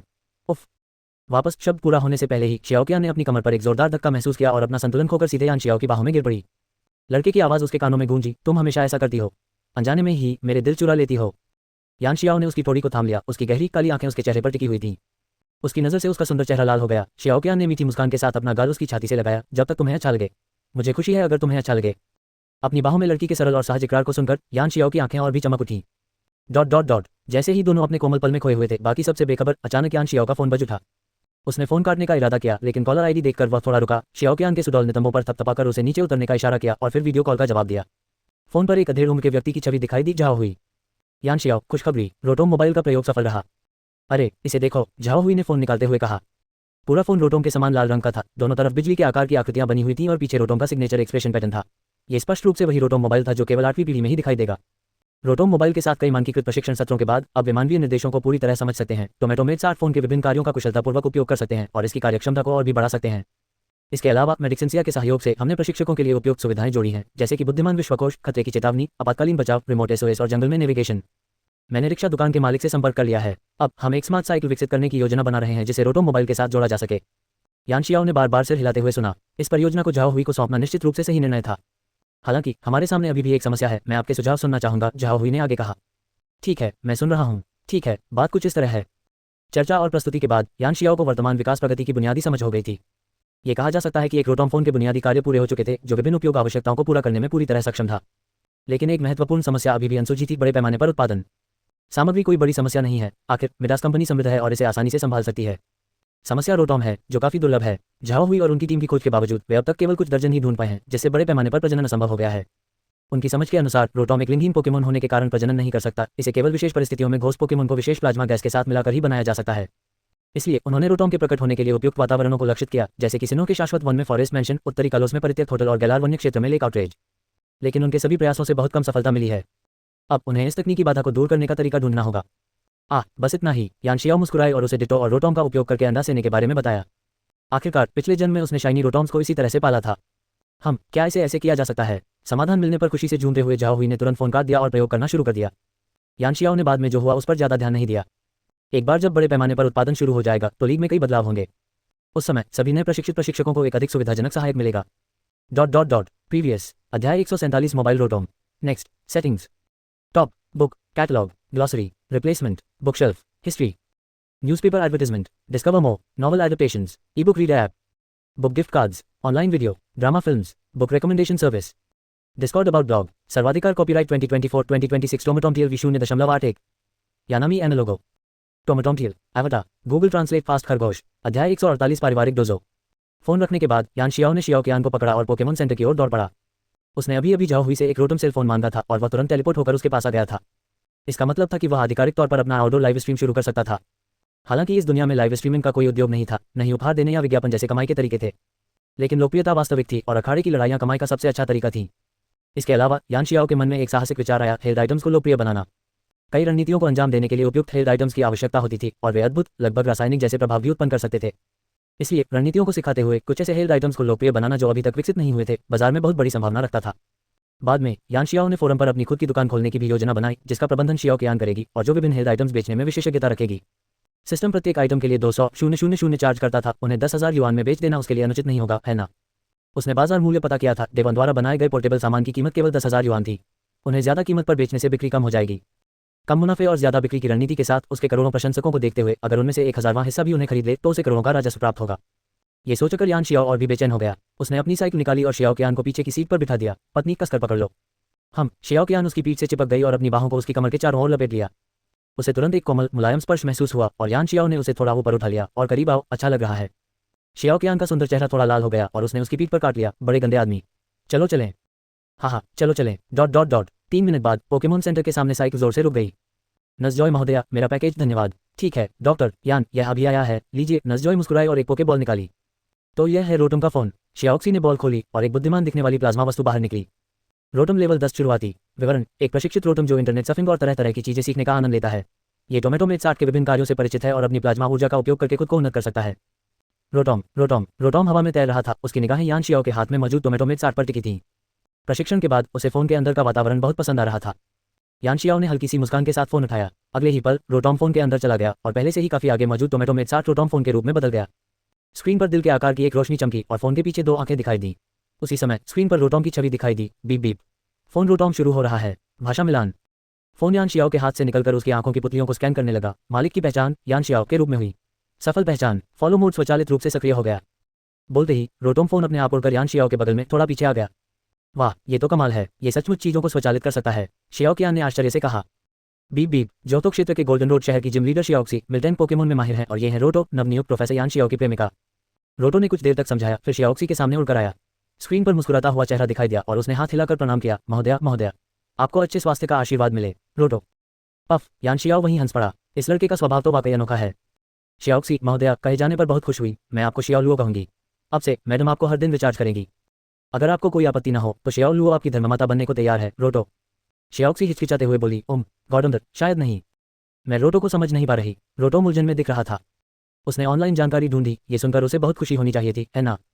सच में उसे अभी बहुत अध्ययन करना है। यान शियाओ को हंसी भी आई और झुंझलाहट भी हुई।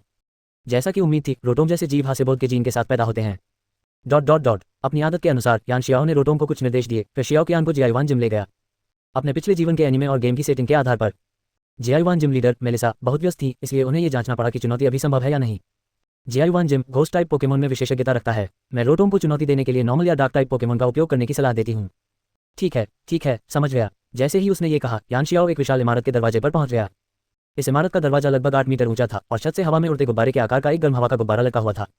कसकर बंद दरवाजे को घूरते हुए यान शियाओ थोड़ी निराश थी, हालांकि वह कुछ हद तक तैयार थी। जिम लीडर एक नई युद्ध प्रणाली विकसित करने के लिए बाहर गई हैं। अगर आपको किसी चीज की जरूरत हो तो कृपया मेरे शिष्य झांगची से संपर्क करें। शियाओ कियान ने दरवाजे पर लगे नोट को जोर से पढ़ा। झांगची। यान शियाओ ने भौहें उठाईं। ये किरदार एनीमे में नहीं दिखा था। आखिरकार मेलिसा को तो अकेले ही पूरे जिम को चलाने वाली महिला के रूप में जाना जाता था। उसके जिम में कोई शिष्य तो नहीं होना चाहिए। चलो पहले फोन करके देखते हैं। Xiao Luo. Rotom. Phone Rotom मुड़कर यान शियाओ के पास आया और कुछ ही पल में कॉल कनेक्ट हो गया। एक थोड़ी उदास पुरुष की आवाज सुनाई दी। मैं झांगची बोल रहा हूँ, कौन बोल रहा है? हेलो, मैं यान शियाओ बोल रही हूँ। मैं जिम लीडर मेलिसा की यात्रा योजनाओं की पुष्टि करना चाहती हूँ और जिम को चुनौती देने के लिए एक स्थान आरक्षित करना चाहती हूँ। उद्धरण चिन्ह उद्धरण चिन्ह। दूसरे पक्ष ने कुछ क्षण मौन रहकर कोई उत्तर नहीं दिया। यान शियाओ ने भौहें चढ़ा ली और एक और प्रश्न पूछने ही वाली थी। डोजो का दरवाजा अंदर से थोड़ा सा खुला और एक दुबला पतला लंबे बालों वाला लड़का बाहर निकला। उसने धूसर नीले रंग का चोगा पहना हुआ था, उसके कंधे तक लंबे बाल खुले हुए थे, केवल उसकी दाहिनी आंख दिखाई दे रही थी और उसे उदासी की एक झलक झलक रही थी। उसके प्रकट होते ही हवा में हल्की सी ठंडक दौड़ गई। नमस्कार डॉक्टर यान शियाओ, मैं झांग क्यूई हूँ। मैं अक्सर सोशल मीडिया पर आपके वीडियो देखता हूँ। उस युवक ने शियाओ कियान को हल्का सा झुककर अभिवादन किया। हालांकि वह मुस्कुरा रहा था, पर उसकी मुस्कान बनावटी सी लग रही थी। उसके पैर जमीन में गड़े हुए थे और हथेलियों में हल्का पसीना था। सच में वह अभी भी पूरी तरह से सहज नहीं था। एक दर्शक, ये तो बहुत अच्छी बात है। यान शियाओ ने उसके कंधे पर थपथपाया। अच्छा शिक्षक यान, अगर आपको जल्दी है तो मैं डोजो की लड़ाई में आपकी जगह ले सकता हूँ, या आप मेरे लौटने का इंतजार कर सकते हैं। यान शियाओ ने आखिरकार उसे गंभीरता से देखा। मेलिसा ने डोजो का जिम्मा उसे सौंपा है, तो झांगची में जरूर कोई खास बात होगी। जरूर, वह मुस्कुराते हुए बोला, अगर मुझे बैच जितनी जल्दी हो सके मिल जाए तो बहुत अच्छा होगा। अंदर आइए। झांगची ने थोड़ा झुककर अभिवादन किया और डोजो में प्रवेश करने के बाद ही वह थोड़ा सहज हुआ। केवल वही सुन सकता था। उसने धीमी आवाज में कहा, शिक्षक इस बार मुझे खुद को साबित करना ही होगा। उस खूबसूरत आकृति की छवि उसके मन में कौंध गई। उसकी निगाहें दृढ़ थी और वह अंदर चला गया। कुछ ही देर में दोनों पक्ष अखाड़े के दोनों ओर अपने अपने स्टैंड पर खड़े थे। मास्क और बेसबॉल कैप पहने एक रेफरी भी मौजूद था, जबकि शियाओ की यान दर्शकों में बैठी थी, एक टेडी बियर पकड़े हुए और यान शियाओ के लिए चीयर कर रही थी। रेफरी से नजरें हटाते हुए यान शियाओ ने कहा, रोटोम कृपया इस मैच की लाइव स्ट्रीमिंग के लिए सोशल मीडिया पर घोषणा कर दो। छोड़ो रोटोम, जल्दी ही। यान शियाओ के सोशल मीडिया पर लाइव स्ट्रीम का लिंक दिखाई दिया। फैमिली डोजो के लिए टीचर यान की लाइव स्ट्रीम चुनौती लिंक। अरे बाप रे, टीचर यान लाइव स्ट्रीमिंग कर रहे हैं। जल्दी करो, चॉपस्टिक नीचे रखो, अंडरवियर उतारो और अपनी गर्लफ्रेंड्स को मेरे पास लाओ। तुरंत सबको बताओ। यान बाओ, मम्मी यहाँ है दिल। फैमिली डोजो, क्या हम आखिरकार मेलिसा को हराने वाले हैं? ही, मैं और मेरा भाई तैयार हैं। उद्धरण चिन्ह उद्धरण चिन्ह। प्रीवियस अध्याय 148 पारिवारिक dojo. Next settings. Top book catalogue glossary replacement bookshelf history newspaper advertisement discover more book gift cards agent filler novels e-sports novel merch urban youth novels infinite series novels historical fiction books Discord about blog सर्वाधिकार copyright 2024-2026 टोमाटोमटियल V0.8 यानामी एनालोगो टोमाटोमटियल एवटा Google translate fast खरगोश। अध्याय 149 red card के साथ मैदान से बाहर। जहां क्यूई को यान शियाओ के पीछे रखे रोटोम फोन को लेकर जिज्ञासा थी, लेकिन दूसरे व्यक्ति के मुंह से लाइव स्ट्रीम शब्द सुनते ही वह घबरा गया। वह अंतर्मुखी स्वभाव का था और शांत वातावरण में घोस्ट टाइप पोकेमोन से बात करना पसंद करता था। समय के साथ इसी स्वभाव ने उसे वर्तमान में थोड़ा उदास बना दिया था, लेकिन साथ ही एक ऐसा आकर्षण भी दिया था जिससे घोस्ट टाइप पोकेमोन उसे और भी पसंद करने लगे थे। यही बात मेलिसा को उसमें पसंद थी। हालांकि उसके अंतर्मुखी स्वभाव के कारण वह अक्सर सार्वजनिक रूप से अपनी पूरी क्षमता का प्रदर्शन नहीं कर पाता था। प्रसिद्ध प्रोफेसर यान शियाओ को देखकर भी उसका दिल बेचैन हो गया। जैसे ही उसका शरीर तनावग्रस्त हुआ, रेफरी ने शुरुआती झंडा उठाया। कार्यवाहक ट्रेनर झांग क्यूई और चैलेंजर यान शियाओ के बीच जिम बैटल शुरू होने वाला है। नियम 3 बनाम 3 है। जिम ट्रेनर केवल एक बार पोकेमोन बदल सकते हैं, जबकि चैलेंजर्स पर कोई प्रतिबंध नहीं है। अब कृपया अपने पोके बॉल एक साथ फेंकें। जाओ डॉट बॉल एज/, मैं तुम्हें चुनता हूँ। मैदान पर एक साथ 2 बैंगनी पोकेमोन प्रकट हुए। डॉट बॉल के सिर पर एक छोटा सा सफेद बादल था। उसका शरीर बैंगनी रंग के गर्म हवा के गुब्बारे जैसा था, जिसके नीचे 4 पीले रिबन लटक रहे थे। उसकी आंखों के नीचे एक्स आकार के निशान थे, जैसे किसी का मुंह टेप से बंद हो। Dot ball level 35 advanced. यान शियाओ के लिए ये लेवल ज्यादा मुश्किल नहीं था। अपनी रणनीति पर विचार करते हुए उसने अपने फोन पर टिप्पणियां भी देखी, तो मेलिसा को चोट नहीं लगी। निराशाजनक, बकवास, ये युवक काफी सुंदर दिखता है, एकदम सही है। हाँ, मैं उसे काली स्टॉकिंग्स में पहले से ही कल्पना कर सकती हूँ। मैं तो मर ही गई। मेरा सुझाव है कि लाइव स्ट्रीम का नाम बदलकर लड़कों कृपया प्रवेश करें रख दें। स्ट्रीमर, मेरे पास शियाओक्सू नाम की एक कुतिया थी, लेकिन आज मेरी शियाओक्सू मर गई। मैं बहुत परेशान हूँ, कृपया मेरी मदद करें। उद्धरण चिन्ह उद्धरण चिन्ह। यान शियाओ डिग्री, ये नेटिजन्स तो पागल हैं। शियाओ लुओ, कमेंट्स बंद करो। समझ गई लुओ। शिक्षक यान कृपया पहले बोलें, जहां क्यूई ने कहा। यान शियाओ ने बिना झिझके कहा, शियाओ है, सील का प्रयोग करो। एक मानसिक सील चुपचाप नीचे उतरी। जहां क्यूई के चेहरे पर कोई भाव नहीं बदला, चिंता का कोई संकेत नहीं दिखा। योल, श्राप का प्रयोग करो। एक काला श्राप एनडीडी के चारों ओर घूम गया। उसकी भौहें तंग गईं। वह श्राप के मानसिक हमले से ग्रस्त था। अगर उसने अपना रूप नहीं बदला तो उसे लगातार नुकसान होता रहेगा जब तक कि वह गिर न जाए।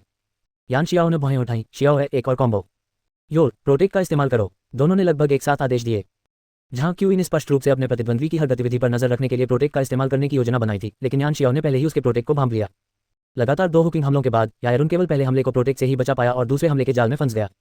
दोनों ने एक दूसरे की ओर देखा और एक साथ अपने पोके बॉल निकाले। वापस आओ यायरुन इनसेंसेई। यान शियाओ के होंठों पर हल्की सी मुस्कान आ गई। इस संक्षिप्त बातचीत ने उसे प्रतिद्वंद्वी के रूप में झांग क्यूई के प्रति सम्मान का भाव दिया था। यह कहना जरूरी है कि नॉर्मल टाइप पोकेमोन के सामने घोस्ट टाइप पोकेमोन कमजोर पड़ जाते हैं, इसलिए उसने पहले सील का इस्तेमाल किया। आखिरकार ज्यादातर घोस्ट टाइप पोकेमोन अपनी सुरक्षा बढ़ाने के लिए कुछ साइकिक टाइप मूव सीखते हैं। हालांकि झांग क्यूई ने एनडीडी को देखते ही तुरंत कस चुना। इससे उसकी अपनी आक्रमण शक्ति की कमी दूर हो गई, बैटन पास की संभावना टल गई और यान शियाओ को अपना पोकेमोन बदलना पड़ा। लेकिन यान शियाओ की भविष्यवाणी और उसके बाद दूसरी बार सील का इस्तेमाल करने से उसे अपना एकमात्र स्विच इस्तेमाल करना पड़ा, जिससे वह नुकसान में आ गया। ईगल टिप, युद्ध के लिए तैयार हो जाओ। फ्रॉस्टलेस, जाओ। दोनों ने अपने दूसरे पोकेमोन को मैदान में उतारा और एक सफेद पोकेमोन प्रकट हुआ। बैंगनी त्वचा, नीले और सफेद हाथ, बर्फीले नीले रंग का क्रिस्टल जैसा मुकुट और कमर पर लाल धनुष, जो किमोनो पहने लड़की जैसा दिखता था। फ्रॉस्टलेस लेवल 38 एडवांस्ड। एक बर्फ प्रकार का प्रतिद्वंद्वी। ईगल टिप, ठीक है। शियाओ कियान ने भालू के बच्चे पर अपनी पकड़ मजबूत कर ली। भालू का बच्चा, बाय ओ हेयो हैश। मैदान पर यान शियाओ ने हाथ हिलाकर आदेश दिया, लिटिल हॉक टेलविन के साथ हमला करो।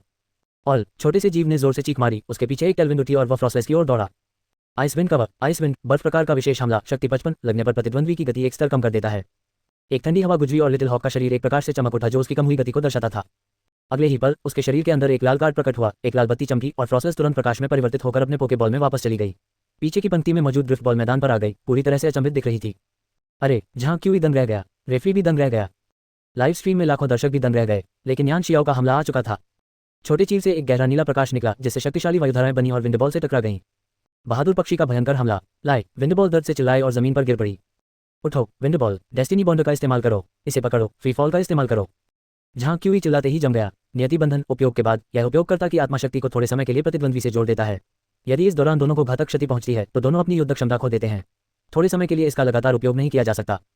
ये चाल भूत प्रकार के पोकेमोन के लिए एक विशिष्ट कौशल है जिसका उपयोग हताश परिस्थितियों में एक के बदले दूसरे को बदलने के लिए किया जाता है। लेकिन स्पष्ट रूप से जहां क्यूई का सहज निर्णय अभी भी यान शियाओ की पूर्वानुमान सीमा के भीतर था। मुक्त पतन, पहले ये प्रतिद्वंद्वी को बांधकर हवा में ऊपर उठाता है, फिर तेजी से नीचे गिरकर हमला करता है। ये चाल बिग फ्लाई और जंप जैसी चालों के समान है, ये पहले दौर में क्षति नहीं पहुंचाती। जैसे ही छोटा उल्लू रिबू को पकड़े हुए आकाश से नीचे गिरा, उसका नियति बंधन प्रभाव समाप्त हो चुका था। बूम, छोटे उल्लू ने अपने पंख फड़फड़ाए और धुएं से हवा में उड़ गया जिससे हर तरफ कंकड़ उड़ने लगे। जब धूल छटी तो ड्रिबू जलकर राख हो चुका था और कुंडली मारकर बैठ गया था। ड्रिबू लड़ने में असमर्थ है। जिम लीडर, कृपया पोकेमोन बदलें। जहां क्यूई ने उसे वापस बुला लिया और पूछा, फ्रॉस्टलेस अभी अभी अपने पोके बॉल में वापस क्यों चला गया? क्योंकि वह इसे लिए हुए था। यान शियाओ मुस्कुराया और एक लाल कार्ड निकाला। Holding item, red card. इसका प्रभाव यह है कि हमला होने पर यह प्रतिद्वंदी को वापस उसके पोके बॉल में धकेल देता है और तुरंत उसके बैकअप पोकेमोन को बाहर निकाल लेता है। ये प्रति लड़ाई केवल एक बार ही सक्रिय हो सकता है। इस घोषणा ने लाइव स्ट्रीम कमेंट्री में तुरंत हलचल मचा दी। वाह, शिक्षक यान का नवीनतम आविष्कार एक सुपर अजीब आइटम है जो आपको पोकेमोन बदलने के लिए मजबूर करता है। सच में रेड कार्ड, कमाल है। मैं एक विंड बॉल हूँ। मैं अभी बॉल से बाहर आया और एक चील को अपनी ओर दौड़ते हुए देखा और फिर पता नहीं कैसे मैं गायब हो गया। माँ, क्या आपने देखा? मेरा मेटापोड आखिरकार प्रतिद्वंदी के दूसरे पोकेमोन को देख सकता है। क्या मैं अकेला हूँ जो सोच रहा है कि इसे कहाँ से खरीदा जाए? जब इंटरनेट उपयोगकर्ता इस पर गर्मागर्म बहस कर रहे थे तभी प्रशासक की ओर से एक रंगीन संदेश सामने आया। मैं कोई ना समझ रोने वाला नहीं हूँ। शिक्षक यान की अनोखी तरकीबों की दुकान अब खुल गई है। आज का नया आइटम, रेड कार्ड। दुकान पर जाने के लिए नीचे दिए गए लिंक पर क्लिक करें। लिंक। कुछ देर की चुप्पी के बाद टिप्पणियां एक के बाद एक आने लगी। ठीक है, शिक्षक की पत्नी। ठीक है, शिक्षक की पत्नी। ठीक है, शिक्षक की पत्नी। उद्धरण चिन्ह डॉट डॉट डॉट उद्धरण चिन्ह। प्रीवियस अध्याय 149 रेड कार्ड के साथ मैदान से बाहर। Next, settings, top, book, catalogue, glossary, replacement, bookshelf, history, newspaper advertisement, Discord about blog. सर्वाधिकार कॉपीराइट 2024-2026 टोमाटोमटियल V0.8। यानामी एनालोगो, टोमाटोमटियल। एवटा, गूगल ट्रांसलेट फास्ट खरगोश। अध्याय 150 शापित गुड़िया का अभिशाप। यान शियाओ की प्रसिद्धि आसमान छूने के बाद इंटरनेट उपयोगकर्ता उनकी और शियाओ यान की कहानी से अच्छी तरह परिचित हो गए। लीग के सुनियोजित प्रयासों के बावजूद कई मार्मिक विवरण जोड़े गए। इसी से एक ऐसा सटीक रूप से समन्वित दृश्य सामने आया। शियाओ यान ने अपना फोन पकड़ा हुआ था, उनका चेहरा लाल हो गया था और उनके होठों पर एक प्यारी सी मुस्कान थी। ऑनलाइन ऑर्डर तेजी से संसाधित हुए और 210,000 की कीमत वाला रेड कार्ड पलक झपकते ही 6000 से अधिक यूनिट बिक गया। वास्तव में लाइव स्ट्रीम देखने वालों की संख्या इससे कहीं अधिक थी, लेकिन एक होल्डिंग आइटम के लिए ये कीमत फिर भी बहुत अधिक थी। आखिरकार इतने पैसे में 2 साधारण एवोल्यूशन स्टोन खरीदे जा सकते थे। इसलिए अधिकांश प्रशिक्षक हिचकिचाते। बेशक इतने बड़े दर्शक वर्ग के साथ बिक्री के आंकड़े लगातार बढ़ते रहे। आखिरकार यान शियाओ के लाखों फॉलोअर्स थे और हाल ही में हुए युद्ध में रेड कार्ड का प्रभाव स्पष्ट रूप से प्रदर्शित हुआ। यह उसके पिछले जीवन में लाइव स्ट्रीमिंग बिक्री से कहीं अधिक प्रभावी था। अखाड़े में रेफरी ने लाल कार्ड का प्रभाव समझते हुए सिर हिलाया और मैच जारी रखने का संकेत दिया। झांगची ने गेंद उछाली। हिमपरी, मैं आपसे एक बार फिर विनती करता हूँ। बहादुर पक्षी हमला। सफेद किमोनो पहने हिमपरी फिर से प्रकट हुई, जबकि यान शियाओ ने अनुकूल हवा का लाभ उठाते हुए अपना शक्तिशाली हमला जारी रखा। बर्फीली हवा। झांगची ने फिर से वही रणनीति अपनाई। बर्फीली हवा ने नन्हे चील के हमले को धीमा कर दिया। हवा तेज करो, गड़गड़ाहट। हिमपरी ने अपनी आस्तीनें लहराई और बर्फीली हवा अचानक और तेज हो गई। नन्हे चील के चारों ओर नीली लपटें झिलमिला उठी और उसके पंखों के सिरे बर्फीले सफेद हो गए, जिससे उसका रूप और भी धुंधला होता चला गया। 2 चरणों की धीमी गति और विपरीत हवा का सामना करते हुए वह पहले से ही संघर्ष कर रहा था। उसकी कभी तेजबाज जैसी आंखें धुंधली हो गई थी, मानो किसी भी क्षण बंद हो जाएंगी। नन्हा बाज। उसके पीछे से यान शियाओ अचानक चिल्लाया, क्या तुम हार मानने वाले हो? वूश। नन्हे जीव की धुंधली पुतलियां फिर से सख्त हो गईं और उसके कड़ेपन धीरे से खुल गए। आकाश के योद्धा कभी मोर्चे के घावों से नहीं डरते। ऊंची उड़ान भरने वाले बाज कभी उग्र हवा के आगे नहीं झुकते। जाओ बहादुर पक्षी, हमला करो। वूश। नन्हे बाज के दिल में एक ज्वाला प्रज्वलित हुई, फिर उसके पंखों के सिरे पर जल उठी। ठंडी हवा में एक चिंगारी टूटते तारे की तरह आकाश में चमक उठी। वूश। एक हल्के नीले रंग की आकृति एक तेज ब्लेड की तरह घूमती हुई बर्फ को चीरती हुई निकली और सीधे हिमपरी की छाती पर वार किया। हिमपरी लड़खड़ा गई और चीखते हुए पीछे की ओर जमीन पर गिर पड़ी।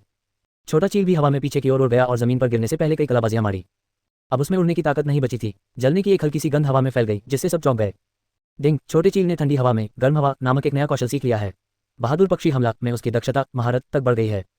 वाह, कितना अद्भुत। शियाओ यान के होंठ थोड़े से खुल गए, वह अपनी प्रशंसा को रोक नहीं पाए। यान शियाओ भी संतुष्टि से मुस्कुराया। उड़ने की यह अदम्य भावना छोटे चील का सबसे चमकीला गुण था। बहुत बढ़िया छोटे चील, गर्म हवा का ऐसे ही इस्तेमाल करो।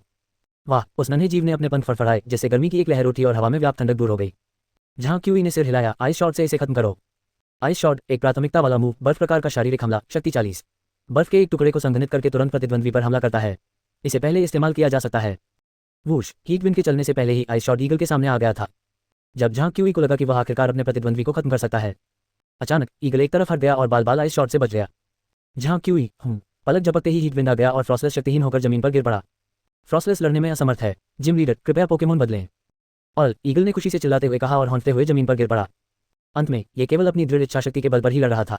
अगर इसने मौके पर ही हीट विंड न सीखी होती तो शायद विरोधी की बर्फीली हवा से ही इसकी जान चली जाती। अभी ऐसा क्यों हुआ? आइस शॉट से क्यों बच गया? झांगची ने बोलना शुरू किया, लेकिन इससे पहले कि वह अपनी बात पूरी कर पाता, यान शियाओ ने हल्की मुस्कान के साथ बीच में ही टोक दिया, क्योंकि लिटिल ईगल जमीन पर खड़ा था और एनडीडी का साइकिक टैरन अभी तक गायब नहीं हुआ था। क्या? झांगची ने तभी देखा कि लिटिल ईगल के पैरों के नीचे से एक बैंगनी आभा धीरे धीरे निकल रही थी। साइकिक टैरन पर पहले से किए गए हमले बेअसर होते हैं, उन्हें पहले ही पहचान कर उनसे बचा जा सकता है। और यह इतनी देर तक क्यों चला? यान शियाओ ने अपने बैग से एक डिब्बा निकाला। मेरी एनडीडी के पास अर्थ मेम्ब्रेन नाम की वस्तु है जो टैरन हमलों की अवधि बढ़ाती है। ये घास वाले टैरन, बिजली वाले टैरन आदि पर काम करती है। ये देखकर लाइव स्ट्रीम के कमेंट सेक्शन में उत्साह का विस्फोट हो गया। टीचर यान, सब कुछ नियंत्रण में है। अरे बाप रे, कमाल का मैचमेकिंग है ना? पहले रेड कार्ड, फिर देरी से फील्ड, मैं तो पूरी तरह से हार गया। टीचर यान कमाल के हैं। मैं दिशाहीन रोने वाला नहीं हूँ। ग्राउंड कवरिंग अब उपलब्ध है। टीचर यान के अंडरवर्ल्ड टैक्टिक्स कन्वीनियंस स्टोर में आपका स्वागत है। लिंक, बस करो, मैं इसे खरीद लूंगा। ठीक है, तुम्हें क्या लगता है टीचर यान आज जिम से लड़ने आए हैं? नहीं, वो सामान बेचने आए हैं। टीचर यान की लय का पालन करो। भाइयों, चलो अंडरवर्ल्ड कन्वीनियंस स्टोर चलते हैं। उद्धरण चिन्ह डॉट डॉट डॉट उद्धरण चिन्ह। मैदान पर दोनों पक्षों ने अपने पोकेमोन को वापस बुला लिया और एक साथ अपनी तीसरी बॉल निकाली। जाओ बनी, शापित गुड़िया, ये तुम्हारी है। मैदान में प्रकाश में एक धूसर काली गुड़िया प्रकट हुई जो कूड़े के ढेर में फेंके गए जिप वाले खिलौने जैसी लग रही थी। शापित गुड़िया लेवल 43 एलीट लोटियर। शापित गुड़िया एक मुलायम पोकेमोन। कहा जाता है कि यह मूल रूप से एक बेचारा फेंका हुआ खिलौना था। एक शापित ऊर्जा इसके रुई में समा गई और इसके तीव्र क्रोध ने इसे एक पोकेमोन में बदल दिया। क्योंकि शापित ऊर्जा मुंह खोलने पर नष्ट हो जाती है, इसलिए यह अपना मुंह जिप से बंद रखती है। शापित गुड़िया के प्रकट होते ही जहां क्यूई का तनाव एक उदास नकारात्मक भावना में बदल गया। उससे एक हल्का दमनकारी भाव निकला जिससे यान शियाओ ने अपनी भौहें ऊपर उठा ली। लंबे कान वाले खरगोश, स्तुति करो। प्रशंसा, प्रतिद्वंदी की प्रशंसा करता है जिससे उनकी विशेष आक्रमण क्षमता एक स्तर बढ़ जाती है और वे भ्रमित हो जाते हैं। शापित, जैसे ही लोपियड रैबिट अपनी शक्ति का प्रयोग करने ही वाला था, विपरीत दिशा से क्रोध का सैलाब उमड़ पड़ा। एक काला अभिशाप उसके चारों ओर मंडरा रहा था जिसने पोकेमोन के मानसिक हमले को सीधे चकनाचूर कर दिया। मिलो, अभिशाप का प्रभाव फूट पड़ा और लोपियड रैबिट ने थोड़ा सा भौहें सिकुड़ी। यान शियाओ चौंक गया। उसे उम्मीद नहीं थी कि प्रतिद्वंद्वी मानसिक हमलों में इतना माहिर होगा। उसने लोपियड रैबिट को वापस बुलाने के लिए एक पोकेबॉल निकाली। हालांकि जहां क्यूई का आदेश पहले ही आ चुका था। अथक उलझाव। जुओ पेई, शापित गुड़िया की आंखें चमक उठी और लोपियड रैबिट के चारों ओर चुपचाप ऊर्जा की मक्खियां प्रकट हुई, उसे घेर लिया और लगातार हमलों की बौछार कर दी। पोकेबॉल की वापसी की लाल बत्ती बेअसर हो गई। निरंतर उलझाव, मूल रूप से अथक पीछा के रूप में अनुवादित, यह एक बल प्रकार का विशेष आक्रमण है जिसकी शक्ति 20 है। ये लगातार कुछ समय तक क्षति पहुंचाता है और प्रतिद्वंद्वी को जकड़ लेता है जिससे वह अपना कार्ड नहीं बदल पाता। यान शियाओ के होठों पर मुस्कान आ गई। दिलचस्प। प्रीवियस अध्याय 150 शापित गुड़िया का अभिशाप। की next. Settings, top, book, catalogue, glossary, replacement, bookshelf, history, newspaper advertisement, discover more, e-book reader app, online video, e-sports novel merch, thriller novel series, rap और hip hop, books, drama films, book gift cards, discord about blog. सर्वाधिकार copyright 2024-2026 टोमेटोमटियल V0.1। यानामी एनालोगो, टोमेटोमटियल। एवटा, Google translate fast खरगोश। अध्याय 151 आंख के बदले आंख। जब लंबे कान वाला खरगोश बंधा हुआ था तब शापित गुड़िया ने एक अंगूर निकाला, अपना मुंह थोड़ा सा खोला और उसे अंदर ठूंस लिया जिससे उसकी शक्ति तुरंत बहाल हो गई। हार मान लो शिक्षक यान, मेरी शापित गुड़िया अजय है। जहां क्यूई भावहीन रहा, उसकी आंखों में कई तरह के भाव थे। अगर मैं गलत नहीं हूं तो शेष दो चालें प्रोटेक्ट और फैंटम असॉल्ट हैं। यान शियाओ ने पूछा। उद्धरण चिन्ह डॉट डॉट डॉट उद्धरण चिन्ह। जहां क्यूई कुछ नहीं बोला, मौन सहमति जताते हुए। फैंटम असॉल्ट एक भूत प्रकार की शारीरिक आक्रमण चाल, डिग के समान। पहले चरण में ये दूसरे आयाम में गोता लगाता है, दूसरे चरण में ये प्रतिद्वंद्वी के पीछे चक्कर लगाकर हमला करता है, प्रोटेक्ट के प्रभाव को अनदेखा करते हुए। एक शाप प्रतिद्वंद्वी पर निरंतर क्षति का प्रभाव डालता है, उसके बाद एंटेंगलिंग स्ट्राइक स्विच करने से रोकता है और फिर क्षति से बचने के लिए प्रोटेक्ट और फैंटम असॉल्ट का उपयोग करता है। इस तरह अगर पर्याप्त समय दिया जाए तो प्रतिद्वंदी निश्चित रूप से मर जाएगा। आखिरकार बचाव की चाल भी श्राप को नहीं रोक सकती। इतना ही नहीं, झांगची एक अंगूर भी लाया था, इसलिए श्राप की गुड़िया अपनी अधिकतम शक्ति का आधा हिस्सा खर्च करके इसका 2 बार इस्तेमाल कर सकती है जिससे उसका जीवित रहना सुनिश्चित हो जाता है। इस रणनीति को तोड़ने की कुंजी यह है कि जब प्रतिद्वंदी एंटेंगलमेंट का इस्तेमाल करे तो बचाव की मुद्रा में प्रतिक्रिया दे, या तो अचानक हमला करके उसे खत्म कर दे, या बंधन के प्रभाव से बचने के लिए बचाव की चालों का इस्तेमाल करें। अन्यथा ये सचमुच असंभव है। ये देखकर लाइव स्ट्रीम चैट टिप्पणियों से भर गई। अरे बाप रे, क्या इस तरह का कोई धोखे वाला चाल संयोजन भी है? अब तो हो गया, शिक्षक यान की अजेयता का सिलसिला टूटने वाला है। अरे वाह, सबको बता दो, शिक्षक यान की अजेयता का सिलसिला टूट गया। दैनिक मिशन, शिक्षक यान की जीत का सिलसिला टूटा 1/1। उद्धरण चिन्ह डॉट डॉट डॉट उद्धरण चिन्ह। किनारे पर खड़ी शियाओ यान चिंतित दिख रही थी। उसके द्वारा कसकर दबाए जाने से छोटे भालू का चेहरा विकृत हो गया था। जैसा कि यान शियाओ ने कहा था, ये कौशल संयोजन समान स्तर के विरोधियों के खिलाफ लगभग अजेय है। यान शियाओ के पास अभी भी 2 शापित गुड़िया बची थी, जबकि झांग क्यूई के पास केवल 1 थी। लेकिन अगर विरोधी अपनी रणनीति जारी रखता है तो यान शियाओ की हार निश्चित है। शानदार रणनीति, लेकिन इसे अजय कहना जल्दबाजी होगी। यान शियाओ का चेहरा गंभीर हो गया। लंबे कान वाले खरगोश, एक और कॉम्बो। मिलो। लंबे कान वाले खरगोश ने हल्के से ताली बजाई और शापित गुड़िया के पैरों पर एक स्पॉटलाइट चमकी। झांग क्यूई का चेहरा अपरिवर्तित रहा। चुपकर हमला। शापित गुड़िया गायब हो गई और दूसरा हमला चूक गया। उसकी प्रतिक्रिया तेज थी। लगातार असफल बचावों से बचने के लिए उसने जवाबी कार्रवाई के रूप में चुपकर हमला करने का विकल्प चुना। लेकिन जैसे ही उसने चाल का उच्चारण किया, यान शियाओ की जानी पहचानी मुस्कान प्रकट हुई। छुपकर हमला करने के लिए धन्यवाद, लंबे कान वाले खरगोश, नकल करो। लंबे कान वाले खरगोश की उंगली पर एक छोटी सी तरंग प्रकट हुई और उसने शून्य में उमड़ती ऊर्जा को तुरंत महसूस किया। फिर पलक झपकते ही उसने नकल की और शून्य में प्रवेश कर गया। अगले ही पल शापित गुड़िया उसके पीछे से निकल आई, लेकिन उसका सामना लंबे कान वाले खरगोश के पहले से तैयार किए गए आत्माघात से हुआ। झांग क्यूई का चेहरा बदल गया। शापित गुड़िया, जल्दी से बचाव करो। वह अपनी बात पूरी करने से पहले ही जम गया। बचाव, लेकिन यह आत्माघात से बचाव नहीं कर सका। बैंग, धीमी सी आवाज के साथ लंबे कान वाले खरगोश ने शापित गुड़िया को दूर फेंक दिया, जो जमीन पर गिर पड़ी और उठ नहीं पा रही थी। शापित गुड़िया अब लड़ने में असमर्थ है। विजेता है मानजिन शहर का यान शियाओ। यान शियाओ ने हल्की सी मुस्कान के साथ शाप से थके हुए लंबे कान वाले खरगोश को उठाया। उसने सहजता से शुद्धिकरण का प्रयोग करके उसकी नकारात्मक शक्ति को दूर किया और उसे एक ऊर्जा घन खिलाया। ये रणनीति शक्तिशाली है, लेकिन प्रतिद्वंद्वी की कौशल स्थिति का पता चलने से पहले इसे हल्के में प्रकट न करना ही बेहतर है। याद रखना, भले ही वे इसकी नकल न करें, मैं फिर भी जवाबी हमला या त्वरित वापसी करके बंधनों से मुक्त हो सकता हूं। यान शियाओ ने लंबे कान वाले खरगोश को वापस बुलाते हुए कहा। उसके शांत स्वभाव को देखकर लाइव स्ट्रीम तुरंत एक विशाल प्रशंसक सभा में बदल गई। अरे बाप रे, वह कैसे जीत गया? इसमें कोई आश्चर्य नहीं कि वह 10 साल से शिक्षक यान का प्रशंसक है। मैंने अभी क्या कहा? शिक्षक यान बिल्कुल नहीं हार सकते। जैसे को तैसा। गुरुजी, मैं समझ गया। हर समस्या का कोई न कोई हल होता है और सबसे मुश्किल हालातों में भी उम्मीद की एक किरण छिपी होती है। हालांकि मुझे नहीं पता कैसे हुआ, लेकिन यान शियाओ कमाल का है। उद्धरण चिन्ह डॉट डॉट डॉट उद्धरण चिन्ह। Ding, master points x10, physical attack talent points x3, general talent points x15 मिले। डिंग, मुख्य मिशन सिनो जिम चैलेंजर में फैमिली जिम को सफलतापूर्वक चुनौती दी। Master points x30, TM, sneak peek और मिसफॉर्च्यून और हेल्ड आइटम कस्जाम मिले। यान शियाओ के कानों में सिस्टम नोटिफिकेशन की एक श्रृंखला सुनाई दी और उसके होठों पर हल्की सी मुस्कान आ गई। कस्ट टेलिस्मैन, एक स्टेटस बूस्टिंग हेल्ड आइटम। इसे धारण करने पर घोस्ट टाइप मूव्स की शक्ति 20% बढ़ जाती है। लंबे समय तक इस्तेमाल करने से पोकेमोन को घोस्ट टाइप एनर्जी को महसूस करने और घोस्ट टाइप मूव सीखने में मदद मिलती है। यह ज़ोरोक के लिए एकदम सही है, इसलिए मैं इसे दोनों घोस्ट टाइप TM भी दूंगा। सबसे पहले मैं ब्लिसी के टैलेंट को अधिकतम करूंगा और बचे हुए टैलेंट पॉइंट्स को टेरिक और ईवे को पहले से ही आवंटित कर दूंगा। ब्लिसी लेवल 9 शुरुआती ability Tsering grace. Talent 220, base stats अधिकतम 220, HP 100, attack 5, defence 20, special attack 5, special defence 70, speed 20। System की मदद से यान शियाओ 0% अटैक और अधिकतम स्पीड वाली ब्लिसी को ट्रेन करने की योजना बना रहा है। अटैक को पूरी तरह से छोड़कर डैमेज के लिए पूरी तरह से स्टेटस कंडीशंस पर निर्भर। आखिरकार वास्तविक दुनिया में विभिन्न परिस्थितियां एक साथ उत्पन्न हो सकती हैं। तेज गति से शांत कृपा के साथ साथ काइटिंग टैक्टिक्स का इस्तेमाल किया जा सकता है। यह इतना गंदा है कि रोमांचकारी है। आइए शिक्षक यान, यह अवशेष बैज आपका है। जहां क्यूई आगे बढ़ा और 4 आपस में गुथे छल्लों से बना बैंगनी बैज यान शियाओ के हाथ में रख दिया। उसके होठों पर एक कड़वी मुस्कान थी। यान शियाओ की निगाहें कुछ पल के लिए उस पर और शापित गुड़िया पर टिकी रहीं। फिर उसने हल्की सी मुस्कान के साथ कहा, कभी भी। चलिए बात करते हैं। हम जरूर। शियाओ के यान को नमस्कार करने के बाद यान शियाओ और जहां क्यूई छत पर चले गए। स्ट्रीट लाइट्स अभी जल रही थी और जियायुआन डोजो की सजावट ने वहां साधारण शांति ला दी थी। हल्की पीली रोशनी ने बेचैन विचारों को शांत करने में मदद की। मुझे शापित गुड़िया के साथ अपनी कहानी सुनाए, यान शियाओ ने सीधे सीधे कहा।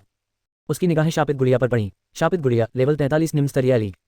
विवरण, एक पोकेमोन जो एक कपड़े की गुड़िया से बना है, जिसमें एक छोटे लड़के का अकेलापन और आक्रोश समाया हुआ है, जो अपने प्रशिक्षक के साथ मुश्किल से गुजारा कर रहा है। जहां क्यूई के चेहरे पर कड़वाहट झलक रही थी और उसने चुपचाप अपना सिर झुका लिया। अगर तुम चुप रहोगे तो कई बातें कभी सुलझ नहीं पाएंगी और तुम खुद को बेहतर नहीं बना पाओगे। ये सुनकर जहां क्यूई ने अचानक ऊपर देखा। मेलिसा ने भी उससे पहले कुछ ऐसा ही कहा था। शाओ क्यूई, तुम्हारा मन अभी पूरी तरह से केंद्रित नहीं है। अगर तुम ऐसे ही चलते रहे तो तुम सच में खुद का बेहतर रूप नहीं बन पाओगे, समझे? यान शियाओ ने आगे कहा, बताओ, शापित गुड़िया भी यही उम्मीद करती है कि तुम अपने अंदरूनी संघर्षों को सुलझा सको। ठीक है। जहां क्यूई ने सिर हिलाया। जैसे जैसे वह बोलता गया, यान शियाओ को धीरे धीरे उसकी विकास यात्रा समझ में आने लगी। ये कहानी एक ऐसे व्यक्ति की है जिसने बचपन से ही प्रशिक्षक बनने का सपना देखा था, लेकिन उसके पिता ने उसे दबा दिया था। कहानी के अंत में जहां के पिता ने उसकी प्यारी गुड़िया को कूड़ेदान में फेंक दिया और जहां क्यू गुस्से में घर से भाग गया। भाग्य के एक अजीब मोड़ से उसकी गुड़िया एक शापित गुड़िया में बदल गई और उसकी उदास आभा में भूत प्रकार की शक्ति आ गई, जिससे मेलिसा की नजर उस पर पड़ी और वह उसकी शिष्या बन गई। क्या तुम इतने सालों में उससे मिलने नहीं गए? यान शियाओ ने पूछा। नहीं। जहां क्यू ने सिर हिलाया। दरअसल अब मुझे उससे नफरत नहीं है। आखिरकार उसकी नज़र में एक स्थिर सम्मानजनक नौकरी पाना ही सही है। प्रशिक्षक बनना बहुत खतरनाक है। शायद उसे अब पछतावा हो रहा है। असंभव। जहां क्यू ने बिना किसी झिझक के इस विचार को खारिज कर दिया। लेकिन एक पिता को हमेशा अपनी इज्जत बचानी पड़ती है। अगर आप उसे मौका ही नहीं देंगे तो वो अपना पछतावा कैसे जाहिर करेगा? यान शियाओ ने छत के प्रवेश द्वार पर खड़े व्यक्ति की ओर मुड़कर कहा। आप सहमत हैं ना, रेफरी? ओह नहीं, मुझे कहना चाहिए श्रीमान झांग। वह व्यक्ति भागने लगा, लेकिन यान शियाओ ने उसे पहले ही पकड़ लिया। वह कोई और नहीं बल्कि वही रेफरी था जिसने अभी अभी मैच का संचालन किया था। जहां क्यूई मुड़ा, उसकी निगाहें उस व्यक्ति की बेसबॉल टोपी के नीचे छिपी हुई चुपती आंखों पर टिकी थी। आप जिस व्यक्ति से वह इतना परिचित हो चुका था, वह धीरे धीरे उसकी यादों में बसी छवि में घुल मिल गया। उस व्यक्ति ने अपना मुखौटा और बेसबॉल टोपी उतार दी, जिससे जहां क्यूई से मिलता जुलता चेहरा सामने आया। उसकी आवाज थोड़ी कांप रही थी। बच्चे, मैं हूं। जहां क्यूई जम गया। उसे उम्मीद नहीं थी कि यह रेफरी, जो डोजो में अपने पहले दिन से ही लगन से काम कर रहा था, दरअसल उसका पिता था। आखिरकार उसे समझ आ गया कि उसके प्रशिक्षण के अगले दिन डोजो हमेशा इतना साफ सुथरा क्यों होता था, कि यह आदमी चुपचाप उसका इंतजार क्यों करता था, चाहे वह कितनी भी देर तक अभ्यास करे, डोजो की बत्तियां बुझने तक, कि उसके कमरे में हमेशा वो छोटी छोटी चीजें क्यों होती थी जो उसे बचपन में पसंद थी। जो तुम साबित करना चाहते थे वो तुमने कर दिया है, जो वो चुकाना चाहता है वो भी पूरी मेहनत से कर रहा है। यान शियाओ जहां क्यूई के पास से गुजरी और उसके कंधे पर हाथ रखते हुए बोली, चुनाव तुम्हारा है। इतना कहकर वो मुड़ी और चली गई। प्रीवियस अध्याय 151 आंख के बदले आंख।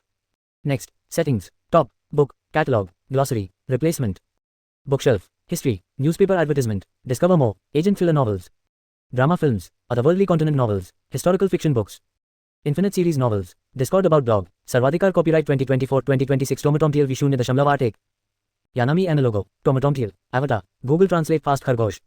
अध्याय 152 अखाड़े को चुनौती दें। यान शियाओ कियान को डोजो से दूर ले गया। पीछे मुड़कर देखा तो छत पर दो लोग एक दूसरे को गले लगाए खड़े थे।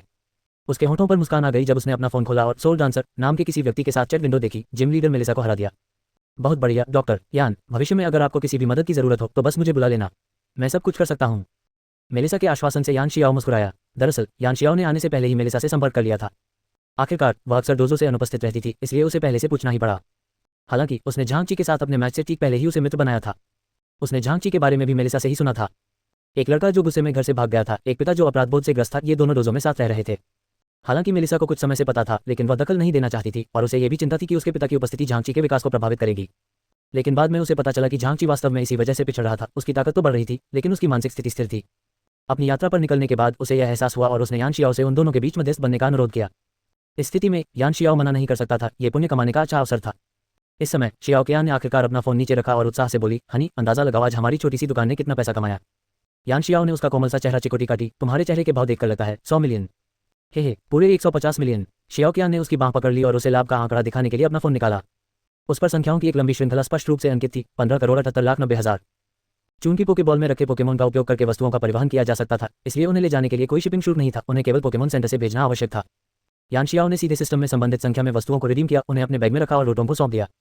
इस बुद्धिमान सहायक के साथ शिपिंग की आंतरिक प्रक्रिया में किसी भी मैन्युअल प्रयास की आवश्यकता नहीं थी। तो रोटोम 2 बड़े स्टोरेज बैग लेकर सामान पहुंचाने के लिए पोकेमोन सेंटर चला गया। यान शियाओ कियान की पतली कमर पर हाथ रखे हुए अखाड़े की ओर चल पड़ा। डबल्स टूर्नामेंट एक सप्ताह में शुरू होने वाला था, जिससे उसे अपनी युद्ध रैंकिंग में सुधार करने का समय मिल गया। कृपया मुझे 2 कांस्य स्तर के मैच दें, सबसे तेज मैच चलेगा। यान शियाओ ने अपना पहचान पत्र दिखाया और रिसेप्शनिस्ट ने तुरंत सम्मानपूर्वक झुककर कहा, जी हाँ श्रीमान यान शियाओ। अखाड़ा दिलचस्प लग रहा है। शियाओ कियान ने बड़ी स्क्रीन पर चल रहे मैच को देखा, उसके चेहरे पर दिलचस्पी साफ झलक रही थी। क्यों न तुम भी कोशिश करो शियाओ कियान। यान शियाओ मुस्कुराया। उसके जाने के बाद से ये लड़की पूरी तरह से उस पर ध्यान दे रही थी और उसने खुद भी काफी समय से कोई मैच नहीं खेला था। ठीक है, शियाओशी ने मीठी मुस्कान के साथ कहा, लेकिन फिर हिचकिचाई, लेकिन अगर मैंने पहले कभी नहीं खेला है तो क्या मैं। चिंता मत करो, अगर तुमने पहले कभी नहीं खेला है तो तुम्हारा मुकाबला केवल आयरन लेवल के खिलाड़ियों से ही होगा। रिसेप्शनिस्ट ने मुस्कुराते हुए उसे आश्वस्त किया और फिर उसे उसका प्रतियोगिता नंबर देते हुए कहा, कृपया इसे ले लीजिए। ओह, शियाओ कियान ने भावहीनता से यह बात सुनी और फिर यान शियाओ के कान में फुसफुसाते हुए कहा, दरअसल मैं सोच रही थी कि मिल्टेंक और बाकी पोकेमोन का इस्तेमाल करना, क्या ये बहुत अन्यायपूर्ण नहीं होगा। ये सुनकर यान शियाओ के होंठ फड़फड़ाए और वह जोर से खांसने लगा। खांसी। बाकी तीनों, यहाँ तक कि सबसे कमजोर क्लैफरी भी, सभी एलिट स्तर के हैं और जोरोक तो लगभग एलिट 4 का सदस्य है। शियाओ कियान के प्रतिद्वंद्वी के लिए एक पल का मौन रखते हैं। ... दोनों तैयारी कक्ष में प्रतीक्षा करने चले गए। थोड़ी देर बाद 2 युवक एक के बाद एक कमरे में दाखिल हुए। आगे चल रहे लड़के ने काला ट्रेंच कोट पहना था, उसके घुंघराले बाल एक तरफ से बटे हुए थे और उसका चेहरा आकर्षक था, जिसकी मुस्कान में थोड़ी सी विद्रोही झलक थी। उसके पीछे चल रहे लड़के ने हल्के नीले रंग का पहनावा पहना था, उसके छोटे करीने से संवारे हुए बाल उसकी तीखी आंखों को घेरे हुए थे। उसका चेहरा दृढ़ था और कदकाठी भी लंबी और पतली थी, जो एलिट श्रेणी से ऊपर थी। हे सी हिंग, तुम मेरा पीछा क्यों कर रहे हो? मैं साफ साफ कह दूं, मुझे मर्द पसंद नहीं है, खासकर तुम्हारे जैसे सीधे साधे मर्द। काले कपड़ों वाले आदमी ने घृणा से कहा। मैं कहाँ जाता हूँ, यह मेरा निजी मामला है। वैसे भी अगर तुम्हारे पास छिपाने के लिए कुछ नहीं है तो तुम्हें मेरे पीछा करने से क्या आपत्ति है? सी हिंग दीवार से टिक गया, मानो वह उसके साथ रहने के लिए दृढ़ संकल्पित हो। ठीक है, मैं हार मानता हूँ। बाद में तुम्हारा मुकाबला मुझसे न हो, वरना मैं तुम्हारी पिटाई कर दूंगा। सी हिंग ने पलक झपकाए। मैं ब्रॉन्ज हूँ, तुम आयरन। जब तक तुम्हारा प्रमोशन मैच नहीं होता तुम्हारा मुकाबला मुझसे नहीं होगा, ठीक है? क्योंकि मेरे पास खेलने का समय नहीं है। जब समय मिलेगा मैं आसानी से प्लेटिनम तक पहुंच सकता हूं, ठीक है? क्रिस ने आंखें घुमाई। उद्धरण चिन्ह ... उद्धरण चिन्ह। यान शियाओ उन दोनों को उत्सुकता से देख रहा था। वे आपस में बहस करते हुए लग रहे थे, लेकिन उसने गौर किया कि काले कपड़े पहने क्रिस नाम का युवक बार बार लगभग अदृश्य रूप से उसकी और शियाओ कियान की ओर देख रहा था।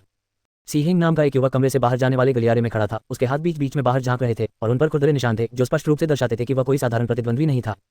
तभी लाउडस्पीकर पर घोषणा हुई, प्रतियोगी संख्या 147 शियाओ कियान और संख्या 321 क्रिस, कृपया अपने मुकाबले के लिए मुख्य अखाड़े में आए। अरे, मेरी बारी आ गई है। शियाओ कियान ने अपना चेहरा थपथपाया और खड़ी हो गई। यान शियाओ ने उसका हाथ थपथपाते हुए कहा, प्यारी, बाद में सावधान रहना, तुम्हारे प्रतिद्वंद्वी शायद आसान नहीं होंगे। चिंता मत करो, आखिर मैं एक जिम लीडर हूँ। शियाओकियान ने उसके गाल पर चुंबन किया और आत्मविश्वास से प्रतियोगियों के सुरंग में चली गई। दूसरी तरफ क्रिस ने भी अपने कपड़े समेटे और इतराते हुए अंदर आया। अगले दो प्रशिक्षक कोई साधारण प्रतिद्वंद्वी नहीं है। शियाओशियान जोतो क्षेत्र के गोल्डन रोड जिम की जिम लीडर हैं। कहा जाता है कि उनका मिल्टन जोतो के सभी नौसिखिए प्रशिक्षकों के लिए किसी बुरे सपने से कम नहीं है। उनकी ताकत के बारे में और कुछ कहने की जरूरत नहीं है। दूसरे प्रशिक्षक क्रिस एक उभरते सितारे हैं जिन्होंने आयरन लेवल में लगातार 9 गेम जीते हैं। क्या शियाओशियान उन्हें हरा पाएंगी? हमें तो देखना ही होगा। दर्शकों की जय जयकार के बीच दोनों प्रशिक्षक अखाड़े में दाखिल हुए। तैयारी कक्ष में सी हेंगयान शियाओ के बगल में बैठ गया। नमस्कार डॉक्टर यान, हम भाईडू के अधीनस्थों में से एक। यान शियाओ ने बड़ी स्क्रीन पर टकटकी लगाए हुए सहजता से पूछा। जैसे ही वह बैठा उसने सी हेंग के कपड़ों के अस्तर में छिपी एक अन्वेषक वर्दी की विशिष्ट किनारी देखी। जैसा कि उम्मीद थी, मैं आपसे कुछ छिपा नहीं सका। चलिए मैं अपना परिचय देता हूँ। मैं सी हेंग हूँ, लीग का एक वरिष्ठ जांचकर्ता। आज मेरा मिशन टीम रॉकेट के संदिग्ध क्रिस की जांच करना है। ओह, वह टीम रॉकेट से है। यान शियाओ ने मैदान पर शांत खड़े क्रिस को देखते हुए अपनी भौहें उठाईं। अभी पक्का नहीं है, लेकिन हो सकता है उसका निशाना आप ही हो। ठीक है, मैं समझ गया। चलिए मैच देखते हैं। यान शियाओ की बात न मानने की वजह से सी हेंग ने भी भौहें चढ़ा ली और मैदान की ओर देखने लगा। इस समय शियाओकियान और क्रिस ने अपने अपने पोकेमोन मैदान में उतार दिए थे। Milky level 46 elite mid level, septile level 50 near gym level. गुलाबी काउबॉय शांत और संयमित था, ठीक वैसे ही जैसे उसका प्रतिद्वंद्वी तेज आंखों वाला हरा सीधा खड़ा सेप्टाइल था। उनकी भुजाओं पर लगे ब्लेड सूर्य की रोशनी में ठंडी चमक बिखेर रहे थे। प्रीवियस अध्याय 152 अखाड़े को चुनौती दें। Next settings.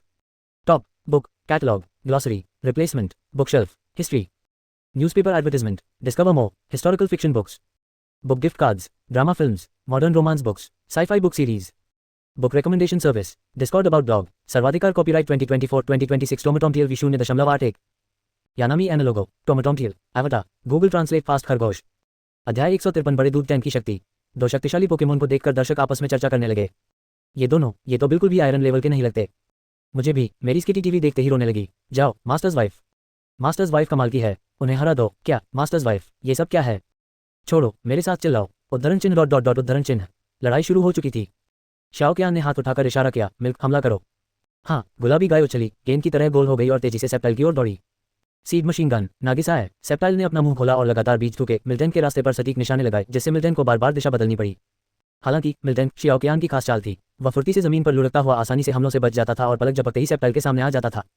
Little milk, ice fist का इस्तेमाल करो। Shadow clone. क्रिस दबाव में भी शांत रहा और लिजार्ड किंग तुरंत 6 प्रेतों में बढ़कर बर्फीले मुंह से बच गया। अब एनर्जी बॉल ना गया। कई आकृतियां गायब हो गईं और लिजार्ड किंग मिल्क टैंक के पीछे फिर से प्रकट हुआ। उसने एक चमकदार हरे रंग का प्रकाश का गोला फेंका जो उसकी पीठ पर लगा। ना, मिल्टन लड़खड़ाया, अपना संतुलन संभाला, जबकि सेप्टाइल पहले ही दूरी बना चुका था और अपनी काइटिंग रणनीति को त्रुटिहीन रूप से अंजाम दे रहा था। वाह, दर्शक गरजते हुए तालियों की गड़गड़ाहट से गूंज उठे। क्या शानदार मुकाबला था। दोनों हमलों की गति और समय एकदम सटीक थे। सेप्टाइल इस समय भारी पड़ रहा है, कमेंटेटर ने टिप्पणी की। टस्क, ये तो स्पेशल अटैक पर केंद्रित सेप्टाइल है। यान शियाओ ने ध्यान से देखते हुए अपना सिर हिलाया। शारीरिक हमलों की तुलना में क्या सेप्टाइल का स्पेशल अटैक ज्यादा शक्तिशाली नहीं है? सी हेंग ने पूछा। तार्किक रूप से ऐसा ही है, यान शियाओ ने कहा और फिर चुप हो गई। आखिरकार इस दुनिया में अभी तक गॉड स्लेइंग स्लैश नहीं हुआ था। ऐश के सेप्टाइल का वह हमला जिसने नाइटमेयर के लीफ ब्लेड को चकनाचूर कर दिया था, उसके डीएनए में गहराई से अंकित था। जब दोनों बात कर रहे थे तभी मैदान पर कई और झड़पें शुरू हो चुकी थीं। शियाओकियान का मिल्टन लगातार करीब आने की कोशिश कर रहा था, लेकिन सेप्टाइल ने अपने दूर से किए जाने वाले हमलों से उसे रोक दिया। सीड मशीन गन और एनर्जी बॉल का तेजी से इस्तेमाल किया गया। हालांकि मिल्टन ने कुछ हमलों से खुद को बचा लिया, लेकिन स्टेमिना के मामले में मिल्टन का पलड़ा भारी था। लगता है अकाने हारने वाली हैं। क्रिस काफी कुशल है, सी हेंग ने घायल मिल्टन को देखते हुए सिर हिलाते हुए कहा। क्या सच में? यान शियाओ ने आंखें सिकोड़ते हुए कोई जवाब नहीं दिया। बूम, एक और एनर्जी बॉल फटी, मिल्टन धुएं से गिर गया और सेप्टाइल हौंफ रहा था। उच्च तीव्रता वाले कौशल के इस्तेमाल से उसका स्टेमिना उम्मीद से कहीं ज्यादा कम हो गया था। क्रिस अपने सामने खड़ी अकाने को घूर रहा था, उसके चेहरे पर आराम का कोई निशान नहीं था। खेल के इस मोड़ तक मिल्टन ने केवल एक ही चाल, आइस पंच, दिखाई थी, जबकि उसके सेप्टाइल ने पहले ही seed machine gun, energy ball और शैडो क्लोन टेक्निक का इस्तेमाल कर लिया था। सेप्टाइल, फोटोसिंथेसिस का इस्तेमाल करो। फोटोसिंथेसिस सूर्य की रोशनी का उपयोग करके स्टेमिना बहाल करता है। सुरक्षा के लिहाज से उसकी आखिरी चाल अपनी मूल अवस्था में वापस आना थी। आखिरकार मैं इसी का इंतजार कर रही थी, शियाओक्सी मुस्कुराए। मिल्क नाई, अगले ही पल धुएं से घिरे इलाके से एक गोलाकार गुलाबी काले रंग की आकृति उनकी ओर तेजी से बढ़ी।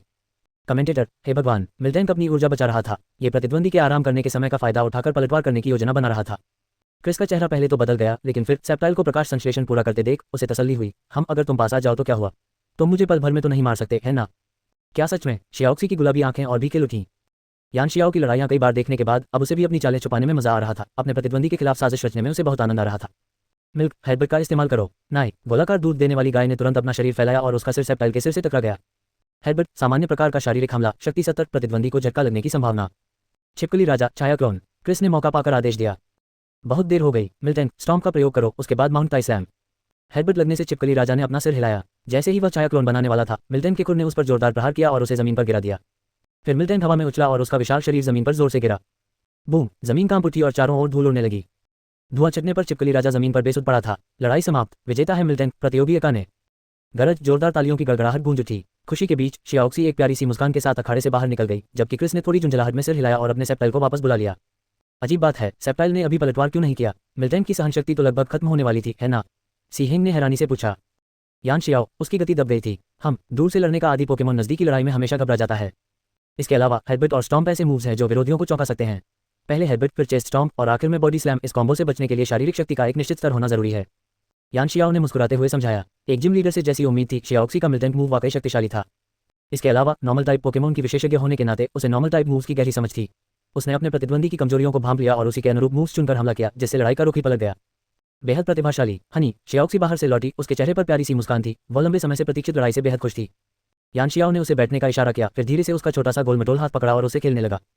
मैं कभी शियाओक्सी के लिए कुछ पोकेमोन लेने के बारे में सोचूंगा। उन्हें जिम लीडर और एक्सपर्ट लेवल की लड़ाइयों के लिए प्रशिक्षित करना बहुत अच्छा होगा। बदकिस्मती, वरना अगर मैं जीत जाता तो शायद बाद में प्रमोशन मैच में तुम्हें हरा देता, क्रिस ने सिर सहलाते हुए कहा और सी हेंग के पास पहुंचा। कौन किसे हराएगा यह अभी पता नहीं, सी हेंग ने आंखें घुमाई। सच में यात्रा करना बहुत अच्छा होता है ना? क्रिस ने अचानक पूछा। हाँ, इससे ज्ञान का दायरा तो बढ़ता ही है। तभी उसे एहसास हुआ कि दूसरा व्यक्ति उसे आधी मुस्कान के साथ देख रहा है। सी हेंग ने गला साफ किया, उसका चेहरा गंभीर हो गया। तुम संदिग्ध हो, मेरे करीब आने की कोशिश करना बंद करो। अब ठीक है, ईमानदार जासूस। क्रिस ने उसके कंधे पर थपथपाया, फिर कुछ दवा निकाली और सावधानी से सेप्टाइल पर लगाए। उद्धरण चिन्ह डॉट डॉट डॉट उद्धरण चिन्ह।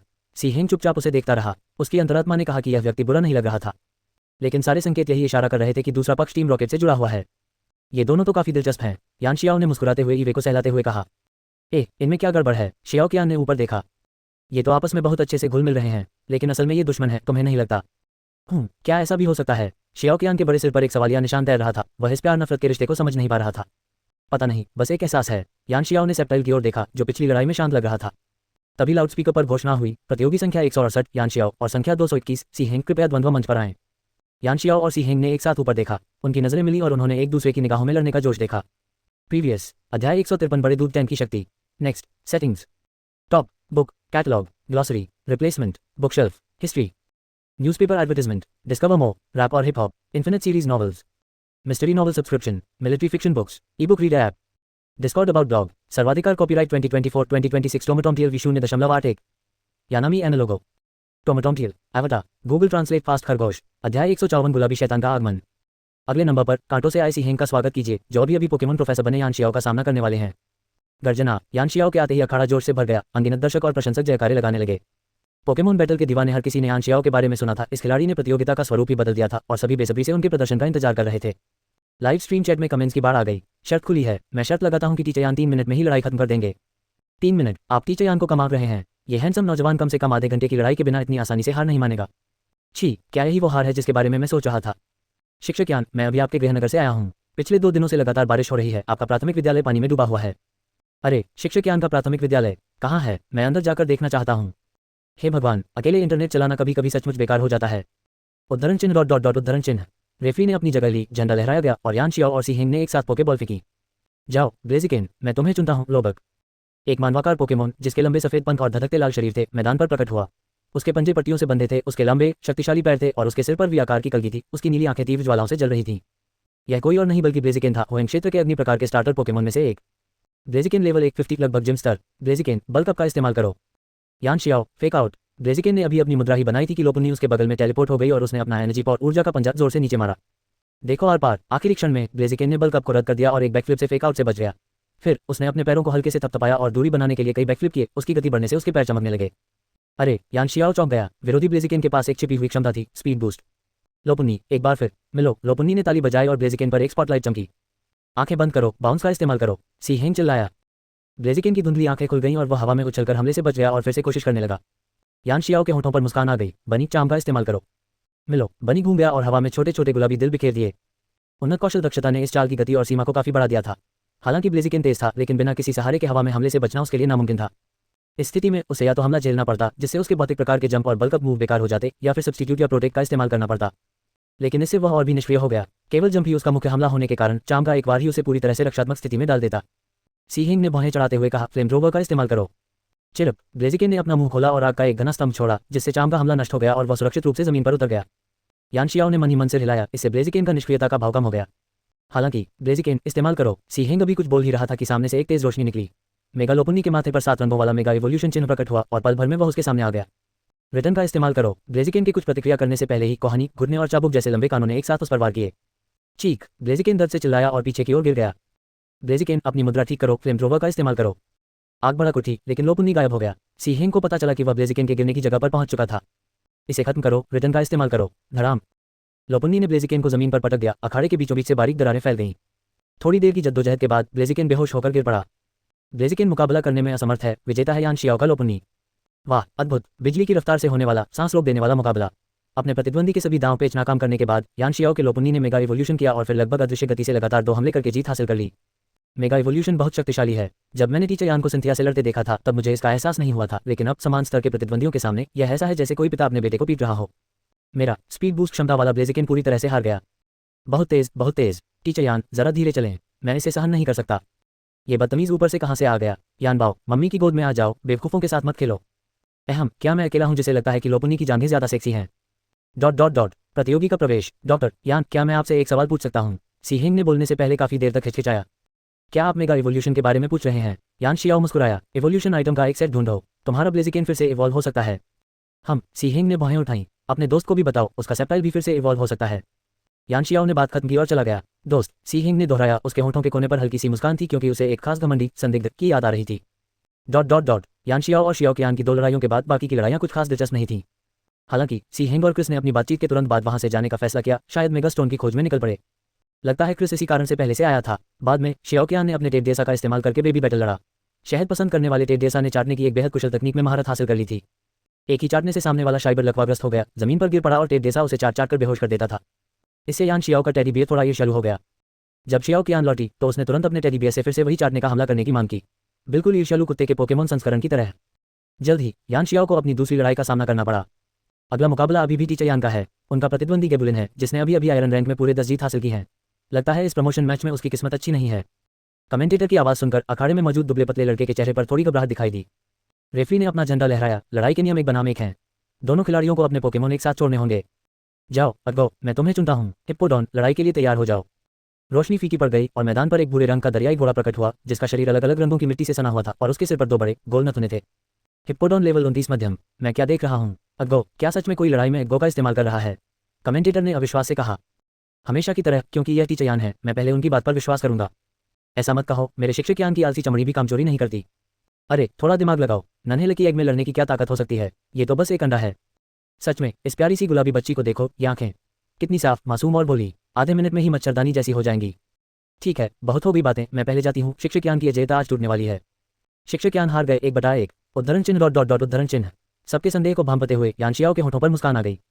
आज से हर कोई गुलाबी शैतान का नाम याद रखेगा। प्रीवियस अध्याय 154 गुलाबी शैतान का आगमन। Next settings, top book, catalogue, glossary, replacement, bookshelf, history, newspaper advertisement, discover more, agent filler novels, infinite series novels, otherworldly continent novels, drama films, fantasy book collection, Discord about blog. सर्वाधिकार copyright 2024-2026 टोमाटोमटियल V0.81 यानामी एनालोगो टोमाटोमटियल। एवटा Google translate fast खरगोश। अध्याय 155 में तुम्हारे लिए जहर की रखवाली करूंगा, तुम जो चाहो कर सकते हो। गैब्लिन ने हिप्पोडॉन को देखते ही उसकी घबराहट गायब हो गई और उसकी जगह परमानंद ने ले ली। अगर वह यान शियाओ को सीधे मुकाबले में हरा देता तो वह अपना नाम रोशन कर सकता था और जीवन के शिखर पर पहुंच सकता था। हम इस तरह के नन्हे पोकेमोन का मेरे हिप्पोडॉन के सामने कोई चांस नहीं है। यान शियाओ चुपचाप मुस्कुराया और अपनी चाल का इंतजार करने लगा। हिप्पोडॉन, जम्हाई लो। काफी सोच विचार के बाद गैब्लिन ने नींद में मारने की सुरक्षित रणनीति चुनी।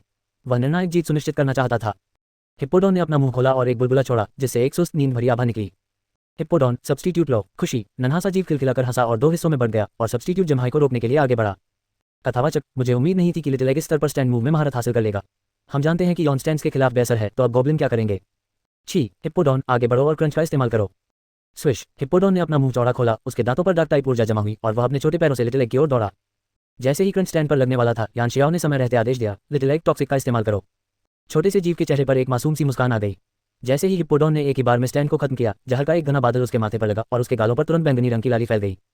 ये जहरीला है। अगिकेच के मूव्स वाकई कमाल के हैं। हिप्पोडॉन को अपने प्रतिद्वंदी को जल्दी खत्म करना होगा। हिप्पोडॉन, फिर से क्रंच का इस्तेमाल करो। एंजल्स किस। आदेश एक साथ दिए गए। हिप्पोडॉन ने अभी अपना मुंह खोला ही था कि अगिकाच ने पलक झपकाए और उसके गाल पर गुलाबी चुंबन का निशान छोड़ दिया। हिप्पोडॉन की पहले की साफ आंखें अचानक भ्रमित हो गईं और उसका क्रंच जो इकट्ठा हो रहा था रुक गया। जाग जाओ हिप्पोडॉन, टैकल का इस्तेमाल करो। टैकल सामान्य प्रकार का शारीरिक हमला, शक्ति 90, हिट होने पर 25% क्षति उपयोगकर्ता को वापस भेज देता है। हिप्पोडॉन के चेहरे पर एक बैंगनी रोशनी चमकी। दर्द ने कुछ पल के लिए उसके भ्रमित भाव को दूर कर दिया। उसके चारों ओर एक सफेद रोशनी चमकी और वह आगे कांच की ओर दौड़ा। हालांकि उसका सामना 7 रंगों की सुरक्षा कवच से हुआ। हिप्पोपोटामस भाग्यशाली था, उसने इस बार सफलतापूर्वक चार्ज का इस्तेमाल किया, लेकिन लिटिल लकी एग ने हमले को सफलतापूर्वक रोक दिया। हिप्पोपोटामस, जाग जाओ। जहर का असर दोबारा शुरू होते देख और दरियाई घोड़े की सांसें तेजी से अनियमित होते देख गैबुलिन घबरा गई और उसे जगाने के लिए बार बार चिल्लाने लगी। दूसरी तरफ यान शियाओ ने लिटिल लकी एग से फिर से सब्स्टिट्यूट का इस्तेमाल करने को कहा। इस बार गैबुलिन गुस्से से आग बबूला हो गई, क्योंकि अगर दरियाई घोड़ा अपनी इस क्षमता का सफलतापूर्वक इस्तेमाल कर भी लेता तो सब्स्टिट्यूट उसे रोक देता और अगली बार प्रोटेक्ट काम करता। लेकिन एक मूर्ख भी समझ सकता था, जहर और भ्रम के दोहरे प्रभाव से दरियाई घोड़ा तब तक जिंदा नहीं रह सकता था। खुशी, लिटिल लकी एग ने देखा कि जहर का असर होते देख दरियाई घोड़ा अपना सिर जमीन पर पटक रहा था, खुशी से हंस रहा था और बचे हुए खाने का एक टुकड़ा भी खा रहा था। ये देखकर लाइव स्ट्रीम में मौजूद सभी लोग चिल्ला उठे, अरे बाप रे, अरे बाप रे, ये तो पागलपन है। ये लोग इतनी बेशर्म चाल कैसे चल सकते हैं? वाह, ये तो कमाल है। चीज के हिप्पोवोडन को बुरी तरह हरा रहा है। ओह टीचर यान, अब सब ठीक है।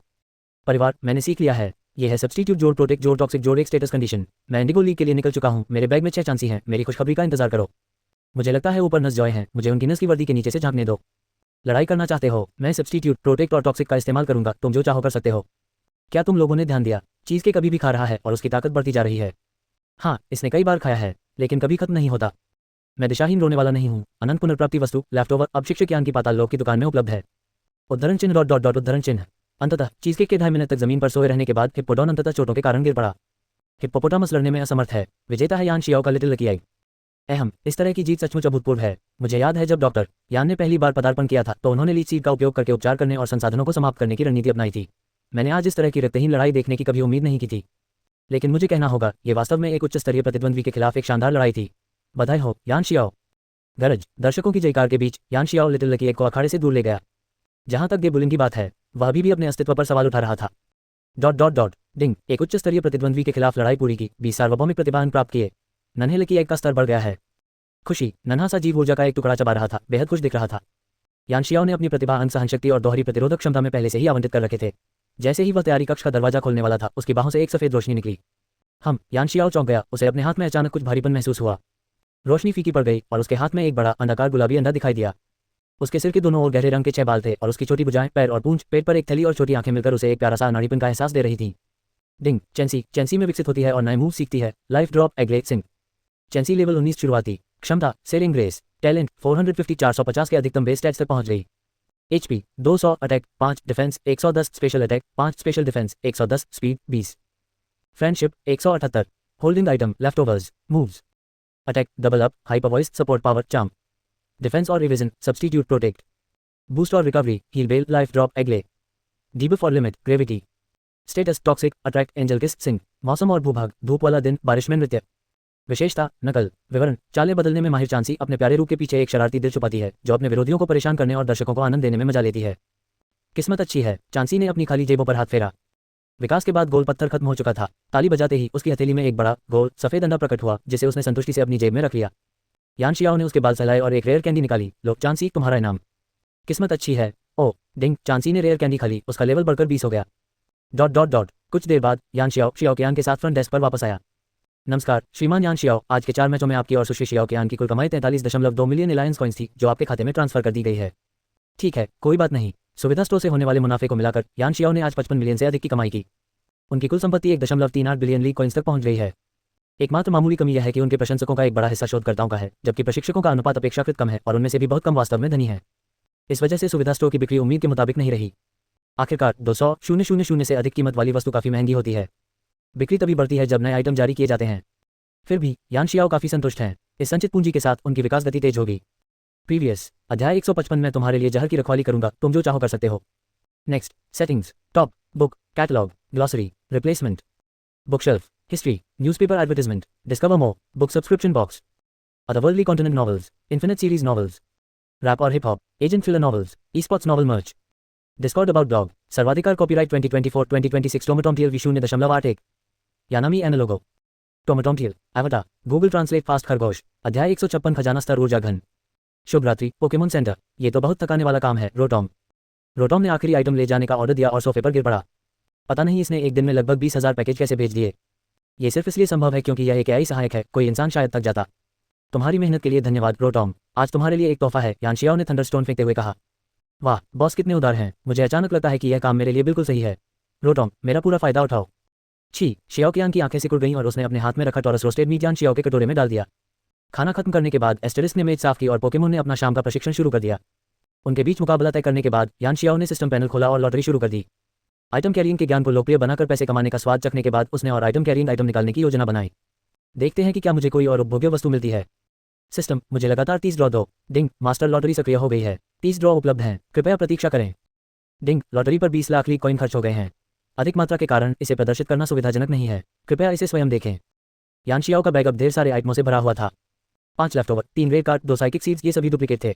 इन्हें सुविधा स्टोर पर बेचने से अच्छा मुनाफा होगा। इसके बाद 4 टीएम थे, एक्रोबेटिक्स, क्लियर फॉग, रॉक टूम और थंडरबोल्ट।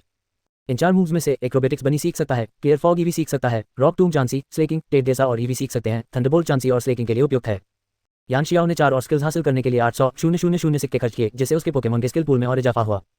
इनके अलावा 1 दर्जन से अधिक चमकीले हीरे जैसे पत्थर थे, 5 पारदर्शी, 2 बैंगनी, 1 गहरा भूरा, 2 आसमानी नीला, 2 हल्के भूरे रंग के, 1 गहरे लाल रंग का और 3 घास के हरे रंग के। सामान्य, मनोवैज्ञानिक, भूत, उड़ने वाला, जमीनी, लड़ाई, घास रत्न, एक बार इस्तेमाल होने वाली वस्तु। लड़ाई में संबंधित प्रकार की चाल का उपयोग करते समय इस आइटम का सेवन करने से उस चाल की शक्ति 30% बढ़ जाती है। पुनश्च इस आइटम को पोकेमोन भोजन और एनर्जी क्यूब्स में मिलाकर उच्च श्रेणी की सामग्री की गुणवत्ता में सुधार किया जा सकता है। ये तो काफी अच्छा लग रहा है। यान शियाओ ने अपनी भौहें उठाईं। उसकी किस्मत अच्छी थी, यह उसके वर्तमान पोकेमोन के प्रकारों को मुश्किल से ही पूरा कर पा रहा था। लेकिन ईवे को सभी विकास रत्नों की आवश्यकता होती है ना? वह मन ही मन बुदबुदाया और लॉटरी निकालने ही वाला था कि सिस्टम की सूचना सुनाई दी। डिंग, पता चला है कि होस्ट को सभी गुणों वाले रत्नों की आवश्यकता है। अब आप सिस्टम शॉप के सभी गुणों वाले रत्नों के विनिमय विशेषाधिकार को अनलॉक करने के लिए 2 मिलियन ली कॉइन खर्च कर सकते हैं। यान शियाओ चौंक गया। सिस्टम, तुम बदल गए, इतने दयालु कब हो गए? डिंग, ये सिस्टम होस्ट को दुनिया का नंबर 1 पोकेमोन मास्टर बनने के लिए प्रशिक्षित करने के लिए समर्पित है। मेजबान की शक्ति बढ़ाने वाले सभी कार्यों को भरपूर समर्थन मिलेगा। कृपया इस प्रणाली के प्रति किसी भी प्रकार की दुर्भावना न समझें। ठीक है, यान शियाओ ने लापरवाही से पुष्टि करें पर क्लिक किया। अभी उसके लिए 200 डब्ल्यू कोई बड़ी बात नहीं थी। शियाओ के यान को नमस्कार करने और उसे आंगन में जानवरों के प्रशिक्षण का ध्यान रखने के लिए कहने के बाद यान शियाओ अपने कमरे में गया और एनर्जी क्यूब जनरेटर निकाला। यद्यपि उच्च स्तरीय और शीर्ष श्रेणी के एनर्जी क्यूब बनाने में उसकी सफलता 100% थी, फिर भी वह अभी तक उच्च गुणवत्ता वाले तैयार उत्पाद नहीं बना पाया था। वे सभी साधारण क्यूब थे जो लंबे कान वाले खरगोशों के सामान्य खर्चों को पूरा करने के लिए पर्याप्त थे। इसलिए रत्न प्राप्त करने के बाद वह यह देखना चाहता था कि क्या वह शानदार और चमकीला जैसे विशेष प्रभावों वाले उच्च स्तरीय क्यूब बना सकता है। उसने कुशलतापूर्वक विभिन्न प्रकार के बेर, पुनरुत्थान घास का पाउडर और चीनी जड़ी बूटियां मशीन में डालकर मिलाई। फिर यान शियाओ ने एक साधारण रत्न को पीसकर पाउडर बनाया और उसे मिला दिया। उसकी पतली उंगलियां मशीन के बटनों पर ऐसे चल रही थी मानो कोई बैले डांसर मंच पर नाच रही हो। धीरे धीरे यान शियाओ पूरी तरह से एकाग्र हो गया। उसकी निगाहें मशीन में बन रहे चिकने नियमित घनों पर टिकी थी। उसके हाथ लगभग अलौकिक गति से चल रहे थे। उसने तैयार कच्चे माल को मिलाना शुरू किया। मात्रा को नियंत्रित करते हुए उसने मिश्रण की गति बढ़ाने के लिए जॉयस्टिक को तेजी से घुमाया। समय मानो थम गया था और उसकी आंखें केवल बढ़ते हुए क्रिस्टलीय ऊर्जा घनों पर टिकी थीं। एक पल में उसकी गहरी आंखों में एक चमक कौंधी और यान शियाओ ने सहज रूप से फिनिश बटन दबा दिया। स्नैप, हिस, जनरेटर से भारी मात्रा में सफेद भाप निकली और दर्जनों चमकदार सफेद ऊर्जा घन नए सिरे से उत्पन्न हुए। खजाना, उच्च श्रेणी का सामान्य प्रकार का ऊर्जा घन, पोकेमोन स्तर 40-60 के लिए उपयुक्त। इसका प्रभाव एक सामान्य ऊर्जा घन से 10 गुना अधिक है। सेवन के बाद पोकेमोन अपनी खोई हुई ऊर्जा को तेजी से पुनः प्राप्त कर लेंगे, अपनी सामान्य प्रकार की ऊर्जा को शुद्ध कर लेंगे और प्रभावी रूप से लेवलिंग में तेजी लाएंगे। काफी अच्छा लग रहा है। यान शियाओ ने अपने हाथ में उछलते हुए क्यूब को दबाया। उसके होठों पर मुस्कान थी। चलो कुछ और बनाते हैं। मन ही मन बड़बड़ाते हुए उसने एक फाइटिंग जेम निकाला और वही काम दोहराना शुरू कर दिया। कई शारीरिक संवर्धनों के बाद भी यान शियाओ के पास पर्याप्त ऊर्जा थी। हालांकि उच्च स्तरीय ऊर्जा क्यूब्स बनाना स्वाभाविक रूप से एक जटिल प्रक्रिया थी, खासकर इसलिए क्योंकि उसने विभिन्न खजानों से संबंधित कई विशेषताओं को एक साथ बनाने की योजना बनाई थी, जिससे यह और भी समय लेने वाला हो गया। शाम से लेकर देर रात तक यान शियाओ क्यूब बनाने वाली मशीन को टकटकी लगाकर देखता रहा। उसकी आंखें पलके भी नहीं झपक रही थीं। वह अपने काम में इतना मग्न था कि उसे पता भी नहीं चला कि शियाओकियान प्रशिक्षण से खजाने लेकर कब लौटी। वह तब तक पूरी तरह से अपनी रचना में मग्न था जब तक कि उसने ध्यान नहीं दिया कि शियाओकियान प्रशिक्षण से खजाने लेकर लौट आए। उसकी कभी काली रहने वाली पुतलियों के आसपास लाल रक्त वाहिकाएं उभरने लगी। उसकी तेज और सटीक हरकतें लड़खड़ाने लगीं और उसकी उंगलियां हल्की हल्की कांपने लगीं। ये मानसिक और शारीरिक थकावट के संकेत थे। खजाने उसके चारों ओर थे, हर एक उसकी पतली लेकिन सीधी पीठ को घूर रहा था। ऐसा लग रहा था जैसे कुछ अंदर ही अंदर पनप रहा हो। अंत में यान शियाओ ने फिर से पूर्णता बटन दबाया और गहरे भूरे रंग के ऊर्जा घनों का एक समूह उत्पन्न हुआ। जोरोक के सिर पर ज्वाला जैसे बाल चुपचाप फड़फड़ाने लगे। इस भूत प्रधान घन का बहुत अच्छा प्रभाव पड़ा। उफ, यान शियाओ ने एक लंबी सांस ली और मुड़ने ही वाली थी कि उसे एहसास हुआ कि उसका शरीर अकड़ गया है और वह बेचैनी के कारण सीधे पीछे गिर पड़ी। ठंडी जमीन पर गिरने की उसकी उम्मीदों के विपरीत उसके पीछे गर्म शरीर थे। लोपुन्नी के मुलायम बाल, ओलिविये की हर्बल खुशबू, एका एप्रन, स्लेकिंग की भुजा, जोरोक की गर्दन के बाल, ईवे के पंख, टेडेसा के पंजे, चांसी का शरीर और ईवे के लोमड़ी जैसे कान। और हाँ, शियाओक्सी के विशाल, बेहद आकर्षक। हनी, तुमने खुद को इतना थका क्यों लिया? शियाओक्सी ने प्यार से उसका सिर थाम लिया। मुझे पता ही नहीं चला कि मैं बह गई थी। हाँ, अभी भी हंस रही हो। चलो चलते हैं, आधी रात हो चुकी है, सोने का समय हो गया है। रुको, दोस्तों को मेरे नए एनर्जी क्यूब्स चखने दो। यान शियाओ मुस्कुराया और कई तरह के क्यूब्स निकाले। लोपुन्नी, ओलिविया और स्लेकिंग को छोड़कर बाकी पोकेमोन अभी एलीट लेवल पर नहीं थे, इसलिए यान शियाओ ने हर एक को आधा क्यूब ही दिया। कैसा है? अच्छा है? उसने पूछा। मिलो, लिवा, ए। पलक झपकते ही सारे छोटे छोटे पोकेमोन उस पर टूट पड़े और अपनी लार उस पर बरसाने लगे। हाँ, नहीं नहीं नहीं, गुदगुदी हो रही है। रुको, स्लेकिंग, जरा धीरे, तुम मुझे कुचल दोगे। शियाओकियान ये सब देखकर मुस्कुराए। उसे यान शियाओ में कुछ अलग सा नजर आया। वह अपने सभी साथियों से दिल से प्यार करता था, और हाँ, उससे भी इस दूध के बर्तन से। प्रीवियस अध्याय 156 खजाना स्तर ऊर्जा घन। Next settings. Top book catalogue glossary replacement bookshelf history newspaper advertisement discover more e-book reader app fantasy book collection rap और hip hop historical fiction books thriller novel series book recommendation service Discord about blog सर्वाधिकार copyright 2024-2026 टोमाटोमटियल V 0.81 यानामी एनालोगो टोमाटोमटियल एवटा Google translate fast खरगोश। अध्याय 157 भूकंप अभ्यास।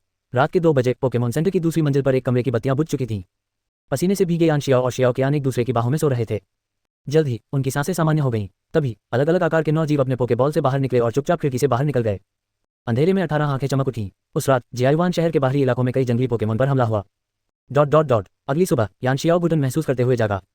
उफ, शियाओ कियान के शरीर से उसे चुराने की कोशिश करने के बाद यान शियाओ ने आखिरकार एक गहरी सांस ली। कौआ की तरह उससे चिपकी हुई उस छोटी बच्ची को देखकर वह खुद को रोक नहीं पाया और उसके बालों को सहला दिया। हालांकि बड़ा हमेशा बेहतर होता है, कौन जाने, शायद एक दिन वो अपने पति को बहुत कसकर गले लगाकर दम घोंट दे। सुबह की धूप उसके प्यारे नंगे चेहरे पर पड़ रही थी। इस असीम निकटता को महसूस करते हुए यान शियाओ ने ऊपर देखे बिना नहीं रह सका। अभी सुबह का समय था, इसलिए उसने सुबह की थोड़ी कसरत करने का फैसला किया। उसके मन में एक ख्याल आया और उसने कंबल ऊपर खींच लिया।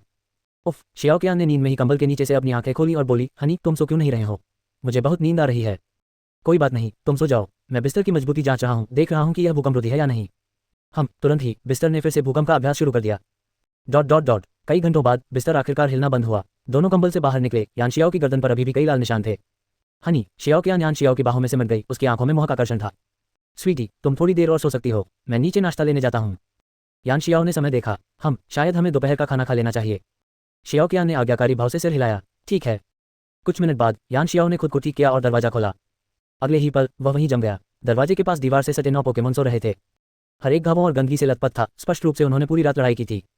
सुना तुमने, माउंट सेलेस्टियल पैलेस के पश्चिम में जंगली पोकेमॉन ने कल रात उत्पात मचाया। उपनगरों के निवासी एक पल भी नहीं सोए।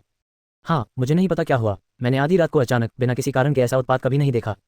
अगर मुझसे पूछो तो शायद वहाँ कोई जादुई चीज़ प्रकट हो गई है। मैंने खजाना ढूंढने के कुछ औजार खरीद लिए हैं और मैं बाद में अपनी किस्मत आजमाने की सोच रहा हूँ। मैंने सुना है कि वहाँ जिम लीडर स्तर के कई पोकेमॉन हैं। तुम्हारी ताकत खतरे में पड़ सकती है। किस्मत बहादुरों का साथ देती है, तुम्हें कुछ नहीं पता, मैं चलता हूँ। 2 प्रशिक्षक बातें करते हुए वहाँ से गुजरे। उनकी बातचीत यान शियाओ के कानों तक पहुँच गई। वह समझ गया, पोकेमॉन ने शायद फिर से देर रात उसकी पीठ पीछे अभ्यास किया होगा। पिछली बार जब वह बाहर गया था तो 2 टेडी बियर के बच्चे लेकर आया था और इस बार उन्होंने उत्पात मचा दिया। बेचारा जंगली पोकेमॉन। यान शियाओ ने सोते हुए पोकेमॉन को देखा। उसकी नजरें नम पड़ गईं। वह जानता था कि कल ऊर्जा क्यूब्स बनाने में उसके प्रयासों के कारण ही वे इतनी मेहनत कर रहे थे। पोकेमॉन ऐसे ही होते हैं, आप उन्हें एक बूंद देते हैं, वे आपको ऊर्जा का फव्वारा देते हैं। हर एक को दवा लगाने के बाद यान शियाओ ने उन्हें वापस बुला लिया और नर्स जॉय से उनका इलाज करवाने के लिए उन्हें रिसेप्शन पर ले गया। फिर वह खाना लेकर अपने कमरे में लौट आए। जैसे ही वह बैठी, उसके बैग से उसका रोटॉम फोन गिर पड़ा। गोल्डन रॉड जिम से कॉल आया है। किसी ने आज जिम बैटल बुक किया है। रोटॉम, कृपया चुनौती स्वीकार करने के लिए जल्द से जल्द वापस आ जाओ। यान शियाओ चौंक गई। छोटे रोटॉम, प्रतिद्वंदी की बुनियादी जानकारी भेज दो। ठीक है रोटॉम। स्क्रीन पर जानकारी देखकर यान शियाओ ने हल्के से सिर हिलाया। यह कांटो के वर्मिलियन शहर का एक अनुभवी फायर टाइप ट्रेनर था और चुनौती आज शाम के लिए निर्धारित थी। अभी समय था। यान शियाओ ने शियाओ कियान के माथे पर चुंबन किया, अपने पोकेमॉन को लेने के लिए फ्रंट डेस्क पर गई और अखाड़े की ओर चल पड़ी। उसने आसानी से बैटल बुक कर लिया। पहले मैच में उसके टेडेसा का सामना लेवल 33 की रोसेलिया से हुआ। शुरुआत में उसने प्रतिद्वंदी के स्लीप पाउडर से बचने के लिए डिग का इस्तेमाल किया, उसे सफलतापूर्वक घेर लिया और फिर अट्रैक्ट का इस्तेमाल करके उसे सम्मोहन की अवस्था में डाल दिया। अट्रैक्ट, जब विपरीत लिंग के पोकेमॉन पर इसका इस्तेमाल किया जाता है तो यह मोह पैदा करता है और 50% संभावना होती है कि पोकेमॉन एक सिम बन जाए और हमला करने में असमर्थ हो जाए। इसके बाद बेली ड्रम के कुशल बूस्ट और फिर बैंग बैंग के 2 फ्लेम पंच से रोसेलिया तुरंत हार गई। लड़ाई के बाद टेडेसा सफलतापूर्वक लेवल 19 पर पहुंच गया और रेयर कैंडी की मदद से लेवल 20 पर पहुंचकर रिट्रीब्यूशन मूव सीख लिया। रिट्रीब्यूशन 50 की शक्ति वाला एक dark type physical attack move. इसके लिए चार्जिंग की आवश्यकता होती है। अगर चार्जिंग के दौरान हमला किया जाता है तो शक्ति दोगुनी हो जाती है। यह एक शक्तिशाली डार्क टाइप मूव है जिसका इस्तेमाल काउंटर अटैक के रूप में किया जाता है, जो इसकी कवरेज को पूरी तरह से पूरा करता है। जल्द ही दूसरी लड़ाई शुरू हो गई। यान शियाओ ने लेवल 35 के स्विमोवीजल से लड़ने के लिए एक फेरालिगेटर भेजा। स्विमोवीजल का विकसित रूप है। ऐश ने बाद में डॉन के स्विमोवीजल के बदले आइपोम का आदान प्रदान किया, लेकिन डॉन का स्विमोवीजल कभी विकसित नहीं हुआ। लड़ाई की शुरुआत से ही यान शियाओ नुकसान में था। इसका कारण यह था कि फ्लोटजेल का अंतिम विकसित रूप ईवे से कहीं अधिक तेज था। वाटर जेट नामक एक प्राथमिकता वाले मूव का उपयोग करते हुए यान शियाओ ने खुद को हवा में उछाला, जिससे ईवे आसमान से नीचे गिर गया और फिर टाइडल वॉल का उपयोग करके भंवर के जरिए ईवे के हवाई लाभ को खत्म कर दिया। इससे फ्लोटजेल ने लड़ाई पर नियंत्रण कर लिया। सौभाग्य से यान शियाओ ने शुरुआत में सनी डे का उपयोग किया था, इसलिए वाटर टाइप मूव्स की शक्ति ज्यादा नहीं थी और ईवे का एचपी अभी भी अपेक्षाकृत अधिक था। फ्लोटजेल, वाटर जेट, हमला करो। आइस फैंग का इस्तेमाल करो। विरोधी ने तुरंत अपना घातक हमला कर दिया। आइस फैंग, बर्फ प्रकार का शारीरिक हमला, शक्ति 65, विरोधी को झटका देने या जमा देने की संभावना। उड़ने वाले ईवे के लिए एक बार यह हमला लगते ही लड़ाई लगभग खत्म हो जाती है। सर, तैरते हुए नेवले ने अपने पैर पट के खुद को पानी से ढक लिया और फिर भंवर के बीच में मौजूद छोटे उल्लू की ओर पानी छिड़का। जैसे ही वह पास पहुंचा, पानी छट गया और फिर उसके चेहरे के सामने एक बड़ा बर्फीला मुंह खुल गया। छोटे उल्लू, बचने के लिए सब्स्टिट्यूट का इस्तेमाल करो, फिर रूस का इस्तेमाल करो। ऑल छोटे उल्लू ने एक तीखी चीख निकाली, फिर सब्स्टिट्यूट का इस्तेमाल करके भंवर से बाहर निकला और साथ ही अपने विरोधी के आइस फैंग को भी रोक दिया। इसके बाद उसके पंख फड़फड़ाते हुए धीरे धीरे जमीन पर उतरे और उसकी खोई हुई शक्ति पूरी तरह से बहाल हो गई। रूस्ट एक फ्लाइंग टाइप रिकवरी मूव जो अपनी फ्लाइंग टाइप को त्याग कर अपनी अधिकतम शक्ति का 50% बहाल करता है। बर्फ और बिजली के प्रति कमजोर टाइप के पोकेमोन के खिलाफ यह मूव न केवल रिकवरी स्किल है बल्कि पोकेमोन की कमजोरियों से प्रभावी ढंग से बचाव भी करता है। इस मूव का इस्तेमाल करने के बाद ईवी नाम का नॉर्मल फ्लाइंग टाइप पोकेमोन पूरी तरह से नॉर्मल टाइप का पोकेमोन बन जाएगा। कमेंटेटर वाह, यान शियाओ का रूस मूव कमाल का था। इसने न केवल खोई हुई एचपी को वापस लौटाया बल्कि विरोधी के आइस फैंग को भी बेकार कर दिया। बिल्कुल, सनी डे ने 2 वाटर टाइप मूव्स को बेकार कर दिया और रूस ने आइस फैंग को बेकार कर दिया। विरोधी के पास अब सिर्फ एक ही मूव बचा है।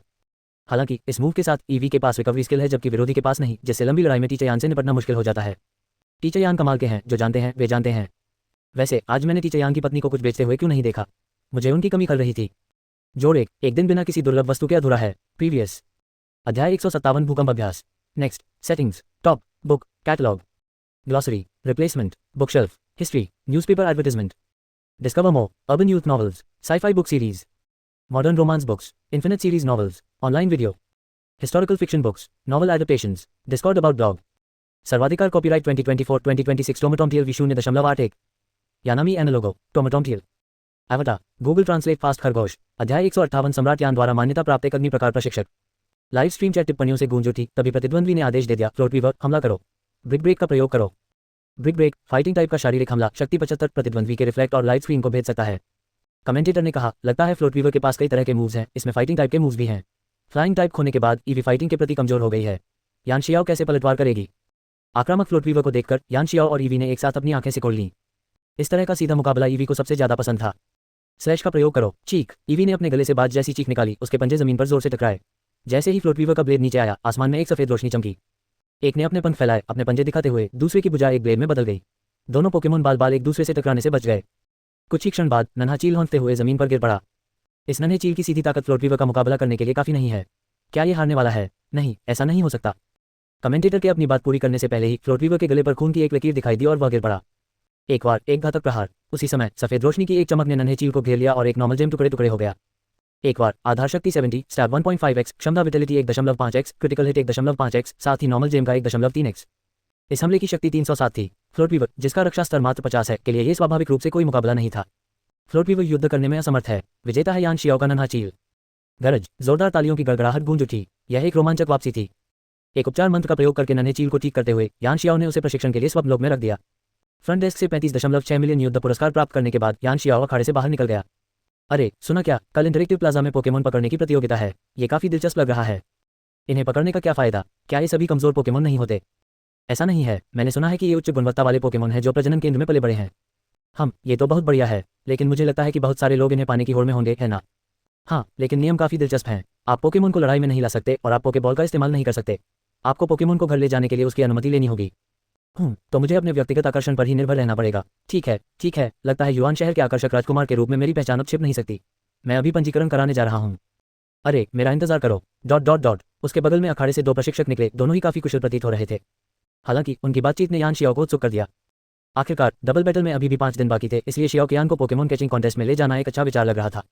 पोकेमोन सेंटर में वापस आकर शियाओ कियान पहले से ही उठकर अपने 4 पोकेमोन, जिनमें मिल्टन भी शामिल था, के साथ डबल बैटल की तैयारी में जुटी हुई थी। हालांकि यान शियाओ चाहती थी कि वह कहे कि ज़ोरोक की मां शायद उसका मुकाबला न कर पाए, लेकिन वह शियाओ कियान के उत्साह को कम नहीं करना चाहती थी। अलविदा कहने के बाद यान शियाओ अपने कमरे में वापस गई और लेट गई।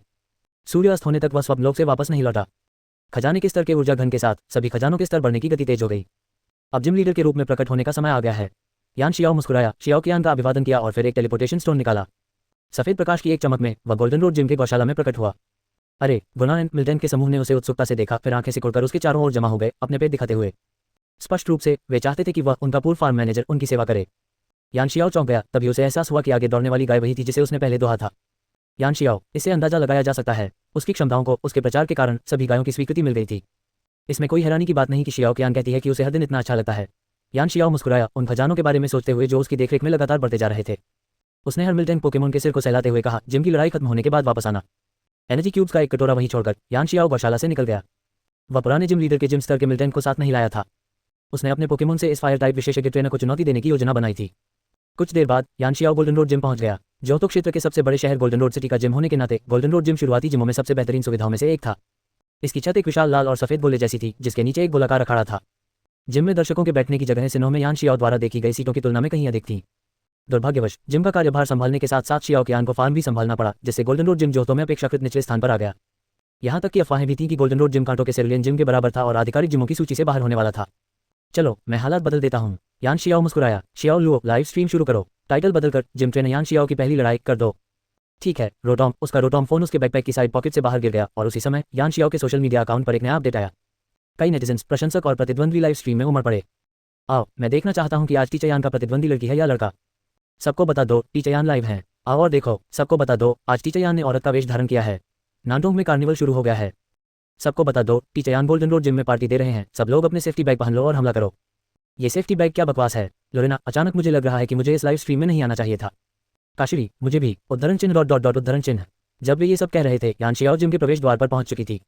छोटे बालों वाला एक आदमी वहां जेब में हाथ डाले खड़ा था। उसके बगल में एक ताकतवर चारिज़ार अपने पंजे रगड़ रहा था। चारिज़ार लेवल 55 मध्यम जिम लीडर। यान शियाओ के होठों पर मुस्कान आ गई। तुम लिन नान हो गए। उस आदमी ने पीछे मुड़कर देखा। उसकी नुकीली बाहें और गहरी आंखें दिखाई दी। यान शियाओ, आखिरकार तुम आ ही गए। यान शियाओ अचंभित रह गई। मैंने सुना है कि तुम गोल्डन रोड जिम के लीडर बन गए हो, इसलिए वर्मिलियन सिटी से लिन नान तुम्हें चुनौती देने आया है। लिन नान ने आगे बढ़ते हुए कहा। उसकी आंखों में हल्की सी गर्मी थी। चारिज़ार ने आकाश में आग का एक शक्तिशाली गोला छोड़ा, जिसकी तीव्र गर्मी उन पर छा गई। यान शियाओ के पीछे अचानक उत्तर दिशा से हवा चली, जो गर्मी से टकराकर उसे बिखेर रही थी। वह झिझका, फिर बोला, तुम। हाँ, क्या तुम इसे महसूस कर सकते हो? ये ज्वालामुखी की आभा है। लिन नान मुस्कुराया। मैं समझ गया। तो तुम उन महान योद्धाओं में से एक हो जिन्हें एनटी ने मान्यता दी है। यान शियाओ ने मुस्कुराते हुए कहा। वह आने वाले द्वंद्व युद्ध के लिए और भी उत्सुक हो रहा था। हाँ, मैं भी। मुझे उम्मीद नहीं थी कि तुम्हारे पास सुइक्यून जैसी आभा होगी। लिन नान दिल खोलकर हंसा। प्रीवियस अध्याय 158 सम्राट यान द्वारा मान्यता प्राप्त एक अग्नि प्रकार प्रशिक्षक। Next settings. Top book, catalogue, glossary, replacement, bookshelf, history, newspaper advertisement, discover more, e-sports novel merch, rap और hip hop, novel adaptations, historical fiction books, urban youth novels, book subscription box, books, Discord about blog, सर्वाधिकार copyright 2024-2026 टोमाटोमटियल V0.81 यानामी एनालोगो टोमाटोमटियल एवटा Google translate fast खरगोश अध्याय 159 double baton relay double palm system. उनकी बातचीत सुनकर लाइव स्ट्रीम में मौजूद दर्शक दंग रह गए। अरे बाप रे, क्या ये लोग पौराणिक पोकेमोन एंटे और सुइक्यून के बारे में बात कर रहे हैं? मुझे उम्मीद नहीं थी कि टीचर यान को सुइक्यून का समर्थन प्राप्त होगा। ये लिन नान भी कुछ कम नहीं है। उसे देखकर ही मैं उत्साहित हो रहा हूँ। इसमें कोई हैरानी नहीं कि एंटे उसे अपना प्रशिक्षक मानता है। सीकिंग डॉन, सुइक्यून और एंटे ये हो के दूत हैं, है ना? फैन ये, हाँ, किंवदंती है कि हो ने 3 पौराणिक पोकेमोन को मनुष्यों पर नजर रखने के लिए भेजा था और वे तभी प्रकट होते हैं जब उन्हें कोई ऐसा प्रशिक्षक मिलता है जिसे वे पसंद करते हैं।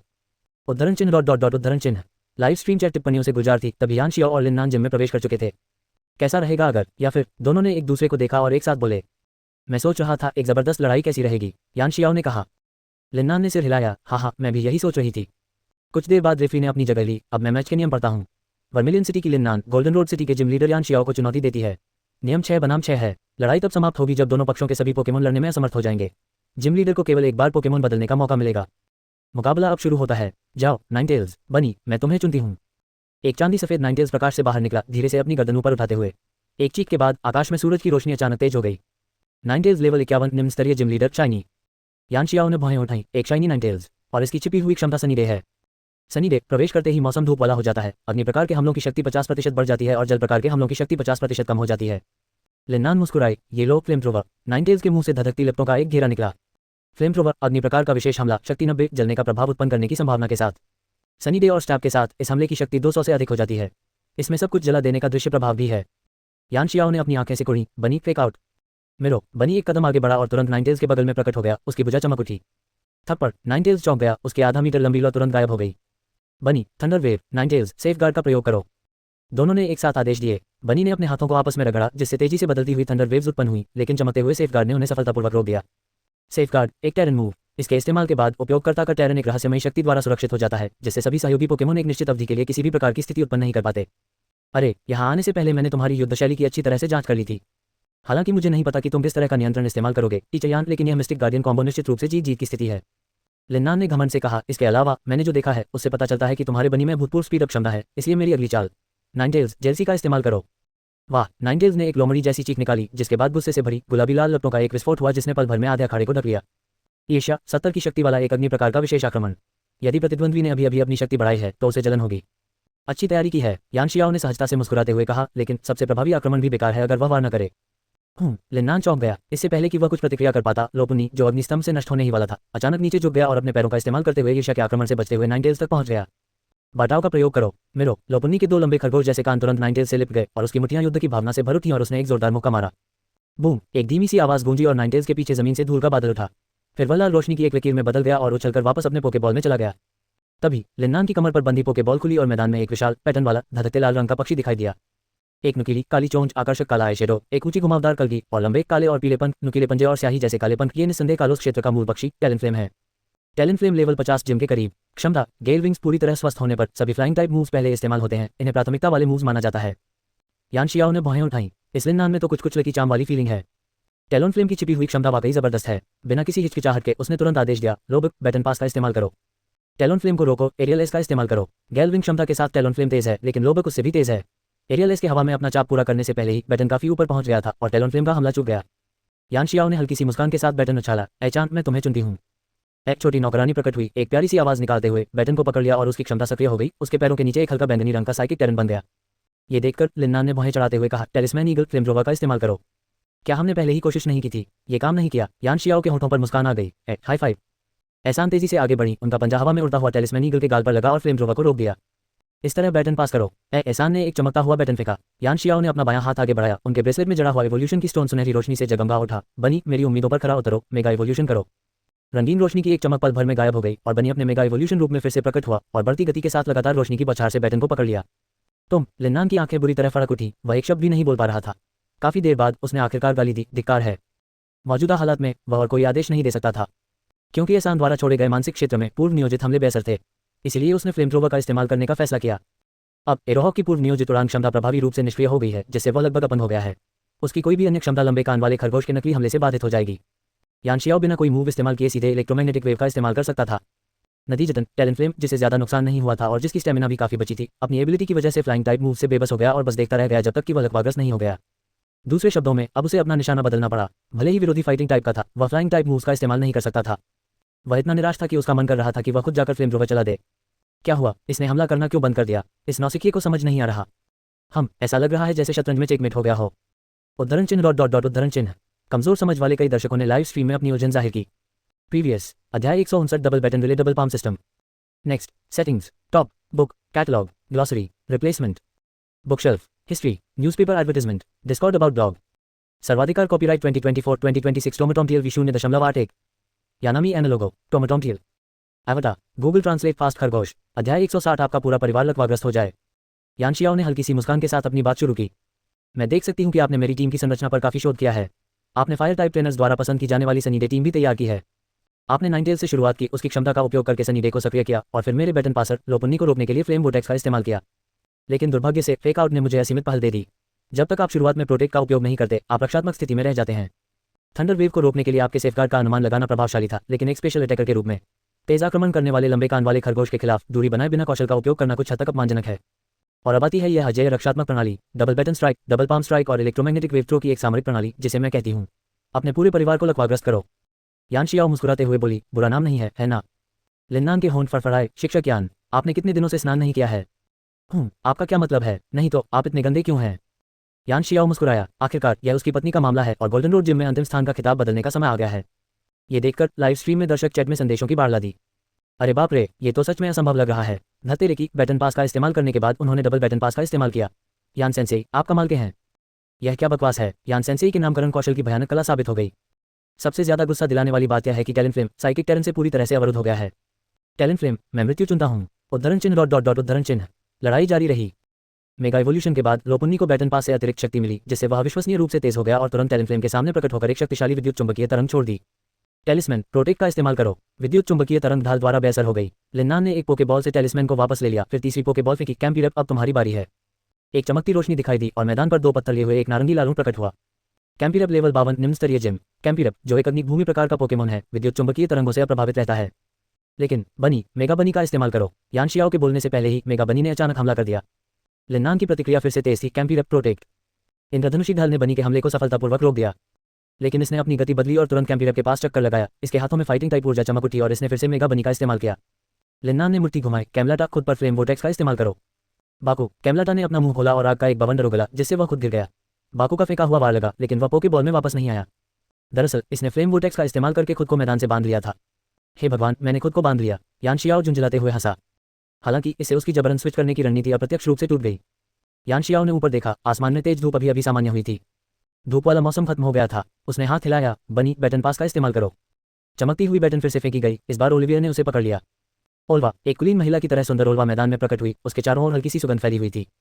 अरे, आखिरकार काबू में आ गई। लिन्नान ने अपनी तर्जनी उंगली से अपनी नाक रगड़ी। फ्लेमथ्रोवर। Light screen. एक पारदर्शी लाइट स्क्रीन ने फ्लेमथ्रोवर का रास्ता रोक दिया, जिसे ओल्वा ने शांति से पकड़ लिया और उस बेहद प्रभावी हमले को झेल लिया। प्लॉप, एक बीज उसके पैरों के पास गिरा। घास का मैदान खिल उठा और घूमती हुई हरी रोशनी के बीच ओल्वा ने बचे हुए भोजन का एक टुकड़ा खाया। उसका शरीर सफेद रोशनी से जगमगा उठा, क्योंकि उसकी खोई हुई शक्ति लगभग वापस आ गई थी। लिन्नान, हालांकि वह पहले से कुछ हद तक तैयार था, लेकिन यह पहली बार था जब किसी ग्रास टाइप पोकेमोन ने उसे, जो फायर टाइप का विशेषज्ञ है, इतना शर्मिंदा किया था। लिन्नान ने अपनी आंखें सिकोड़ते हुए कहा, अगर ऐसा है तो कैमिप्ट, फायर ब्रेथ का इस्तेमाल करो।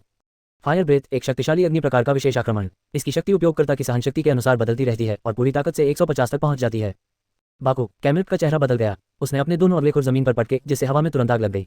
फिर उसके ज्वालामुखी से लावा का एक मोटा स्तंभ फूट पड़ा, जिससे ओलिविया की ओर झुलसा देने वाली तरल लपटों की बौछार होने लगी। पहले के संस्करणों में फायर ब्रेथ को ज्वालामुखी विस्फोट के नाम से भी जाना जाता था। पोकेमोन तुरंत अपनी अग्नि प्रकार की ऊर्जा छोड़ता है, जिससे अपने प्रतिद्वंद्वी पर तीव्र गर्मी की बौछार होती है। यह इसकी भयानक शक्ति को दर्शाता है। इस जबरदस्त हमले का सामना करते हुए यानशियाओ का चेहरा गंभीर हो गया। ओलिविया, पूरी ताकत से प्रोटेक्ट का इस्तेमाल करो। ओलिविया, लाइट स्क्रीन के पीछे ओलिविया ने एक और इंद्रधनुषी अवरोध खड़ा किया, जो अगले ही पल की लिप्टों में गिर गया। उच्च तापमान 10 सेकंड से अधिक समय तक बना रहा, फिर धीरे धीरे कम हुआ और पूरे स्थान पर घना धुआं छा गया। काफी देर बाद दृश्य फिर से साफ हो गया। खेत की सतह जलकर काली हो गई थी और ओलिविया के पैरों के नीचे की घास पूरी तरह से सूख गई थी। धड़ाम, बीज फिर से गिरा और झुलसी हुई धरती से धीरे धीरे एक जीवंत हरी घास खिल उठी। हल्की हरी रोशनी में ओलिविया फिर से खड़ा हो गया। हालांकि उसका शरीर जलकर काला हो गया था, उसकी सांसें स्थिर थीं। हे भगवान, लिन्नान का मुंह खुला रह गया। यानशियाओ ने हल्की सी मुस्कान के साथ कहा, ओलिविया, जहर का इस्तेमाल करो। ओलिविया, जहरीली धुंध का एक घना बादल उठा। धीरे चलने वाला ऊंट उससे बच नहीं पाया और जहर से प्रभावित हो गया। मुझे विश्वास नहीं हो रहा। ऊंट, अग्निश्वास का इस्तेमाल करते रहो। बाकू, ऊंट फिर से खड़ा हो गया, लेकिन अगले ही पल उसके पैरों के नीचे घास की एक मजबूत रस्सी दिखाई दी, जो खिंचकर उसके पैर को जकड़ लिया, जिससे उसका संतुलन बिगड़ गया। घास की गांठ बांधो। 200 किलोग्राम से अधिक वजन वाले कैमरॉट के लिए इस हमले की मूल शक्ति 120 थी, जो स्टैब बूस्ट के साथ बढ़कर 180 हो गई। ग्राउंड टाइप होने के कारण यह इलेक्ट्रोमैग्नेटिक वेव से प्रतिरक्षित था, लेकिन साथ ही इसने ग्रास टाइप के प्रति इसकी फायर टाइप प्रतिरोधकता को भी खत्म कर दिया। धड़ाम, कैमरॉट जमीन पर गिर पड़ा। उसके चेहरे पर बैंगनी रोशनी चमकी। जहर का असर शुरू हो गया था। इसी बीच ओलिविया ने शांति से बचे हुए भोजन का एक टुकड़ा खाया। घास वाले इलाके में उसकी स्टेमिना ठीक हो रही थी। दोनों के बीच का अंतर स्पष्ट था। हार मत मानो कैमरॉट, फ्लेम वोर्टेक्स का इस्तेमाल करो।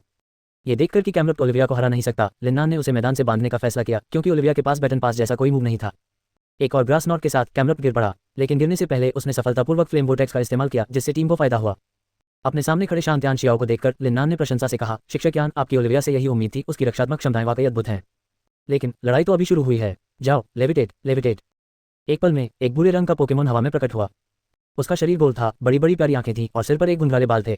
उसका शरीर उसके सिर से काफी छोटा था, जिससे वह हवा में तैरते बुलबुले जैसा लग रहा था। फ्लोट बबल लेवल 50 जिम के करीब। क्षमता, अप्रत्याशित मौसम से प्रभावित होकर ये निम्नलिखित प्रकारों में से किसी एक में परिवर्तित हो जाता है: जल, अग्नि या बर्फ। फ्लोट बबल मौसम पोकेमोन मुख्य रूप से पानी से बना है। अपने छोटे से शरीर की रक्षा के लिए ये खराब मौसम में अपना रूप और प्रकार बदल लेता है। कोष्टक जारी रहेगा। इस कहानी को पढ़ने वाले सभी पाठकों से अनुरोध है कि कृपया इसे एक अच्छी समीक्षा दें। मैं अब और इंतजार नहीं कर सकता। प्रीवियस अध्याय 160 आपका पूरा परिवार लकवाग्रस्त हो जाए। Next, settings, top, book, catalogue, glossary, replacement, bookshelf, history, newspaper advertisement, discover more, historical fiction books, fantasy book collection, modern romance books, book gift cards, agent filler novels, novel adaptations, Discord about blog, सर्वाधिकार copyright 2024-2026 टोमोटोम TLV 0.81 यानामी अन्ना।